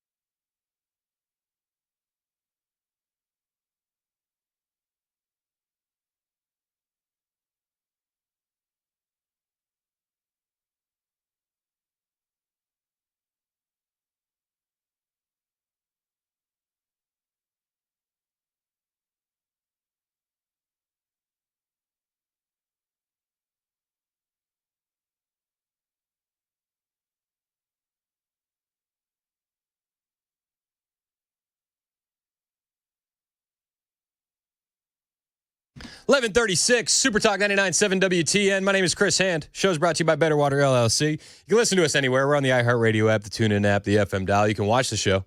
Super Talk TV, Facebook, YouTube, Twitter, Twitch. Why would you want to watch a radio show on TV? Well, we do video for all the audio that you hear. There's a great chat that you can jump in and join. And then we just started something new where we're playing a little bit more uncensored videos on the stream during the commercial breaks. Yeah, a little more exclusive where we can get away with some words that we can't on radio. Getting a little bit more exclusive. Yeah. So always find us on YouTube. Hit like, hit subscribe. Did you see what Horse Toes said in the chat? He said, No, I didn't. He said, I don't get any farm work done between 9 and 12. Thanks, Chris. Horses and fresh roasted coffee. Anecdotally speaking, we are the number one show for procrastinating farmers. It's a weird demographic, but we own it. Hey, you see what he just commented? No, what did he say? Chris Hand, I invite you to broadcast from my horse barn. Oh. That would be so cool. That would be cool. Imagine the smell. Oh, yeah. Well, with what Dems are talking about, I can have a pretty good idea. Hey, it couldn't be any worse than hanging out with, Nancy Pelosi. Join the chat. Join the conversation. We're on YouTube or 615-737-9986. That's the phone number. That's the text line. There's a couple stories I wanted to get to. Are we in the lightning round yet? I feel like we're in the lightning round. I think we're in the lightning round. Did we get the cheesy sound effect yet? Not yet. I'm working on it. We have to get a cheesy sound effect. So this is what we're going to do at the end of the day from now on in this break. We're going to go full lightning round where any last minute takes that you want to get in, you call in 615-737-9986. Anything that we talked about on the show, you can get a last minute take in 615-737-9986. And then I'll run through, usually at the end of these shows, I have like a stack of stories that I didn't really get to because maybe they weren't big enough for an entire segment or whatever. So we're just doing the lightning round. We will have cheesy sound effects at some point, I promise you. Peter Ducey asked Karine Leavitt about the Joe Biden pardons yesterday, and he brought with him a gang of props. We'll listen to this. Thank you, Caroline. When you look at these last-minute Biden pardons, the big ones, Biden siblings, Fauci, January 6th committee. That's right. Most of the big ones have the same very neat signature. We would expect that probably to be the auto pen. There is one that looks different. It looks authentic. In fact, if you look at the last name, it almost looks like the president was having a hard time spelling his last name there. That's how you know White it's House authentic. of the opinion that the only pardon that would count is one that the president signed himself? Ooh, I mean, is that not a good question from Peter Ducey? Is that not the best question? You can tell the Hunter Biden pardon's authentic because it looks like Joe forgot how to spell his last name. And the other pardons, well, everything is identical. And we've seen this. You've probably seen it online where the people will have all the different PDF files of the pardons and they lay them over top. And it's like the signature is just, it matches completely. It's auto pen. So the position of the White House, Peter Ducey asks, is the position of the White House and President Trump that the only pardons you're counting are the ones that are authentic and not the ones that are the auto pen? Karine Leavitt. It's very interesting. Very interesting props. If you want to bring them to my office later so I can take a closer look, I would like to do that. The president is making a good point when he discusses the usage of the auto pen. Who was running the country for the past 4 years? Perhaps those documents were signed with the auto pen, something that I believe the Department of Justice is looking into. As you saw, Ed Martin made an announcement at the Department of Justice this morning to launch an investigation because the American people deserve answers. Yeah, we do deserve answers. We're doing the lightning round right now. We're running through the last minute stories that I haven't got a chance to get to today. Plus, we're taking your last minute reactions inside the lightning round. Joe in Nashville, what's your hot take, man? Just on the whole auto pen thing, we all know that the president's just the puppet, but not the string puller. Yep. But we all focus. We're doing the same thing that the Democrats are, and I just wanted to touch in. I've been trying to call in a couple of days. The whole Dan Bongino, Cash Patel. I was so excited for them, man. I was so happy for them guys, and I started thinking, man, why would they lie? But the one person that they would lie for would be Donald Trump. And another thing, Google's dropping this new AI. How are we going to tell if the video is even real or not when they do present us with one? Oh, and are you still going to be Trump supporters when you find out he went? Because we know he went. He didn't go. He went. No, he didn't go. He went. Come on, I love Trump, but I love the truth. He didn't go to Epstein Island. I'll tell you this. Here's a fun fact. Was it 2012? The original charges that came up about Epstein. They actually reached out to a lot of celebrities and people on those flight logs, and they wanted to talk to individuals. Only one individual returned a phone call to the at that time the lawyer for, I believe it was Virginia Giuffre. I haven't read the story in a minute, so it could be a different victim. I'm so for it. Brother, listen. I'm telling you, listen. There was a lawyer who was a defense attorney for an Epstein victim. He reached out to a bunch of people, said, can anybody help me? The only person that returned his call was Donald Trump. And he said that Donald Trump gave him as much time as he needed, and he gave him actionable items against Jeffrey Epstein. Donald Trump removed Epstein from Mar-a-Lago and never let him return because Epstein was caught trying to hit on or flirt with an underage girl who was working at the club at the time, or was a member's daughter. Donald Trump took one flight to New York with Epstein. Donald Trump has pictures with Epstein. I'm not going to dispute. I'm not going to dispute that. I get it. But this temperature, this climate of the world, brother, a trip to Epstein Island's like Disneyland. Brother, I'm telling you, bro. With everything that they would go at Donald Trump with how much they hate this man, do you really honestly believe that they would sit on a gem like that would turn the entire base against him? I think they get in there, they see who all's involved, that they can't win it. You can't win. Everybody's involved. Just like the money, the corruption, there's no goodness. There's no goodness coming out at all. I mean, I used to love Donald Trump until he's so dedicated to Israel. They don't even love Jesus. They don't even like Jesus. Why are we? Israel is the puppet master puller for this organization, and I'm finding that out slowly. It's just it's all good, man. I love you. Keep going, but just don't hold all your eggs in one basket, man. I'm not. I appreciate the call, Joe. Deb in the borough, you're up next in the lightning round. What's your hot take, Deb? I have 2 words for the daughter of the illegal alien in Boulder that tried to burn up the Jewish protesters. Boo-hoo. Right. She's very upset. The family is going to be, the family's been arrested. They're most likely going to be deported. That could happen as soon as today. She's very upset. USA Today said they ran an article, and they said Boulder suspect's daughter dreamed of studying medicine. Now she faces deportation. Once again, the leftist mainstream media is trying to find a way to make the terrorists the victims in this situation. Exactly, and that's why I say boo-hoo. Yep, I'm with you, Deb. I appreciate it. It's fun fact. The daughter actually won a scholarship, and a lot of people, when we read this story, was it like an hour ago we read this story? A lot of people on the text line were like, oh, and she took a scholarship away from an American citizen. Yep, she did. That's not something we can dispute. That's just the facts. Speaking of facts, here's another story in the lightning round. Pretty soon we're going to have just the cheesiest crack of lightning anytime I say lightning round. Are you ready? Do you have one already? All right, next story in the lightning round. Wait. Oh, that's good. That's good. MSNBC viewership tanks in May as Jen Psaki loses 47% of audience in the first month in Rachel Maddow's time slot. Okay. Since, last year, it seems like every couple of weeks we get another article about a tank in viewership. So I wonder, at what point are they just going to have no more viewers? A 47% tank in viewership after, what was their last tank in viewership? It was like 50, 60%. What is 47% tank of what, 12 people? Jen Psaki, she's not lighting it up at all. MSNBC's new lineup proved to be less than optimal in the month of May, as Jen Psaki lost about half the audience that would usually watch her predecessor in the time slot. Overall, MSNBC had its second worst May viewership in the history of the network last month. According to Fox News, the former White House press secretary for Biden, who landed a gig at MSNBC after she left the White House, took over the primetime 9 p.m. spot on Tuesdays through Thursdays, which previously was the Rachel Maddow show with Rachel Maddow. The Briefing with Jen Psaki averaged around 971,000 total viewers from its launch on May 6th to May 28th. This marked a 47% drop from the audience that was polled by Maddow and Alex Wagner. Maddow had originally been appearing on MSNBC for 1 day a week, but returned to the network for 5 days a week during Trump's first 100 days.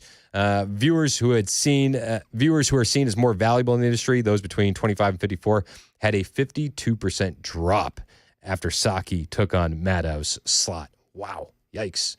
It's crazy. Lightning round continues. Taking your call, 615-737-9986. Billy in the borough on Israel. What's up, Billy? Hey, what's up, Chris? I love your show, brother. Thanks, man. Appreciate it. I just wanted to respond to that gentleman that said, the Jews don't love Jesus and all that. Look, they're still God's chosen people, like it or not, period. End of story. Yeah, I mean, listen, the most loving thing you can do is try to introduce them to Jesus and say the only way to the Father is through the Son. But it's like the same thing, with people say that about, any group. Insert group A. The gays, don't you understand how sinful this lifestyle is? It's like, yes, but the most loving thing we could do is tell them what is going to happen. That way we can help them avoid it, because you can still always repent and be redeemed through Christ. I think that's... if he was back right now, he'd be having lunch with all those guys. He wouldn't be hanging with the Pharisees. But he would end that lunch by saying, "Go and sin no more." That's right. Hey, I appreciate the call, Billy. 615-737-9986. If you want to join the lightning round, we're just running through some last-minute stories. Here's one that I thought was this is a feel-good story, and I wasn't familiar with the story when it first happened, but I saw it and I was like, that's a win. There was a Dodgers pitcher, Trevor Bauer.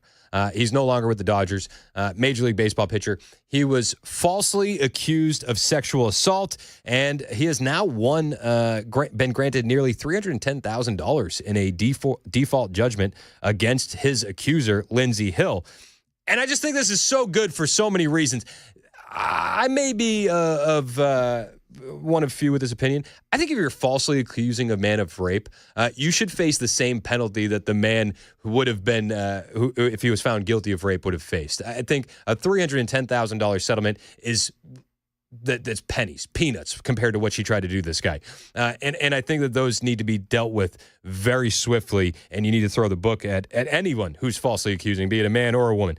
And former Dodgers pitcher Trevor Bauer, he had his everything upended because of this false accusation. According to the Los Angeles Times, Bauer filed a complaint in Los Angeles Superior Court claiming Hill breached a deal because they had to reach a deal, right? An NDA, so that way she would not go to the public with this story, this false story. Said she breached the deal by falsely claiming online and in 22 other separate instances that she had received a financial payout from him as part of a settlement after she was indicted on charges. On Monday, Judge Daniel Crowley ruled in the pitcher's favor, Trevor Bauer, ordering Hill to pay him $309,000. So you have all these women that will come out of the woodwork with these assaults, and a lot of times with these athletes, it's easier to just pay them to go away than it is to sit in a courtroom and clear your name that way.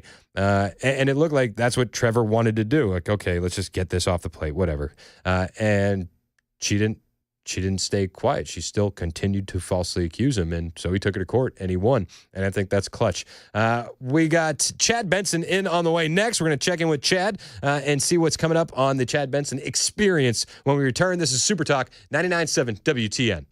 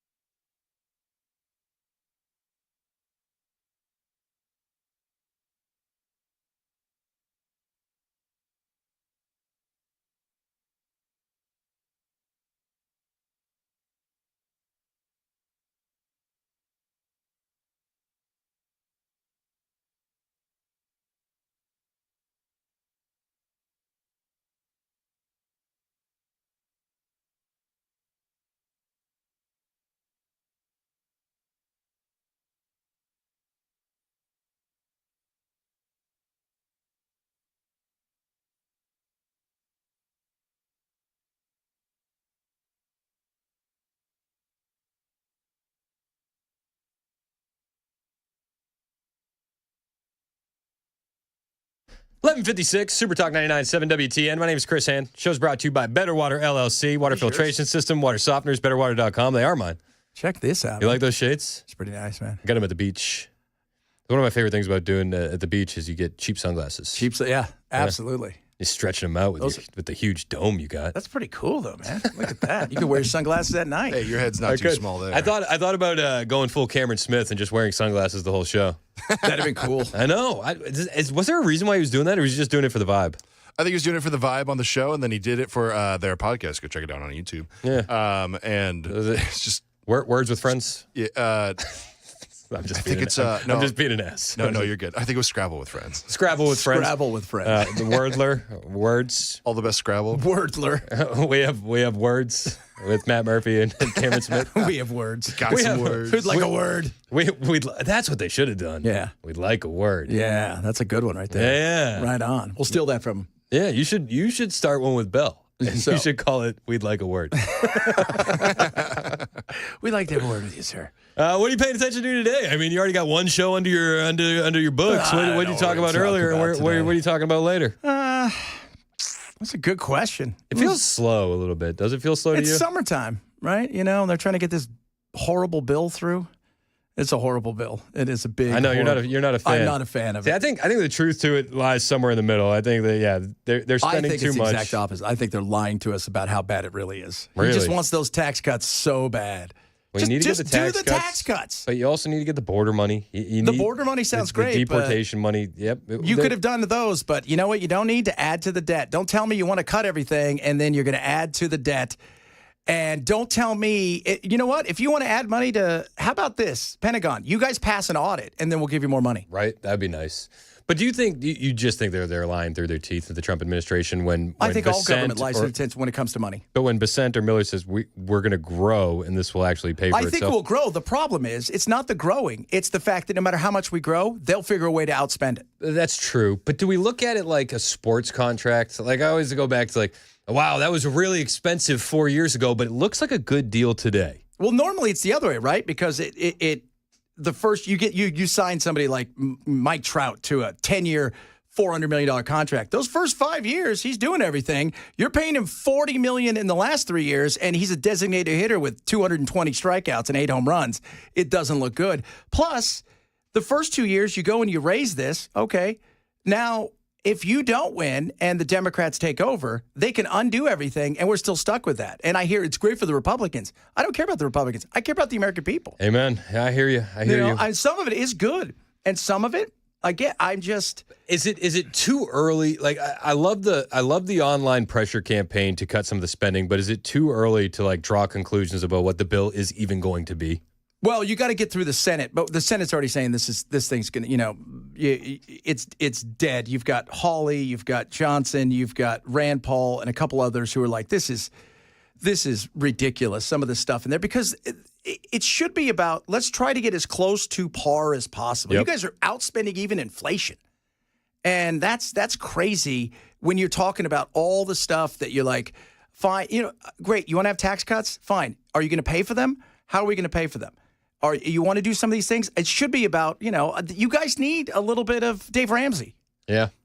Better than he should be. I mean, like the border stuff is great. Like, let's do that. I love tax cuts. Great. You don't need to give tax cut to the wealthy. Let's be honest. They're fine. And they know how to get around it.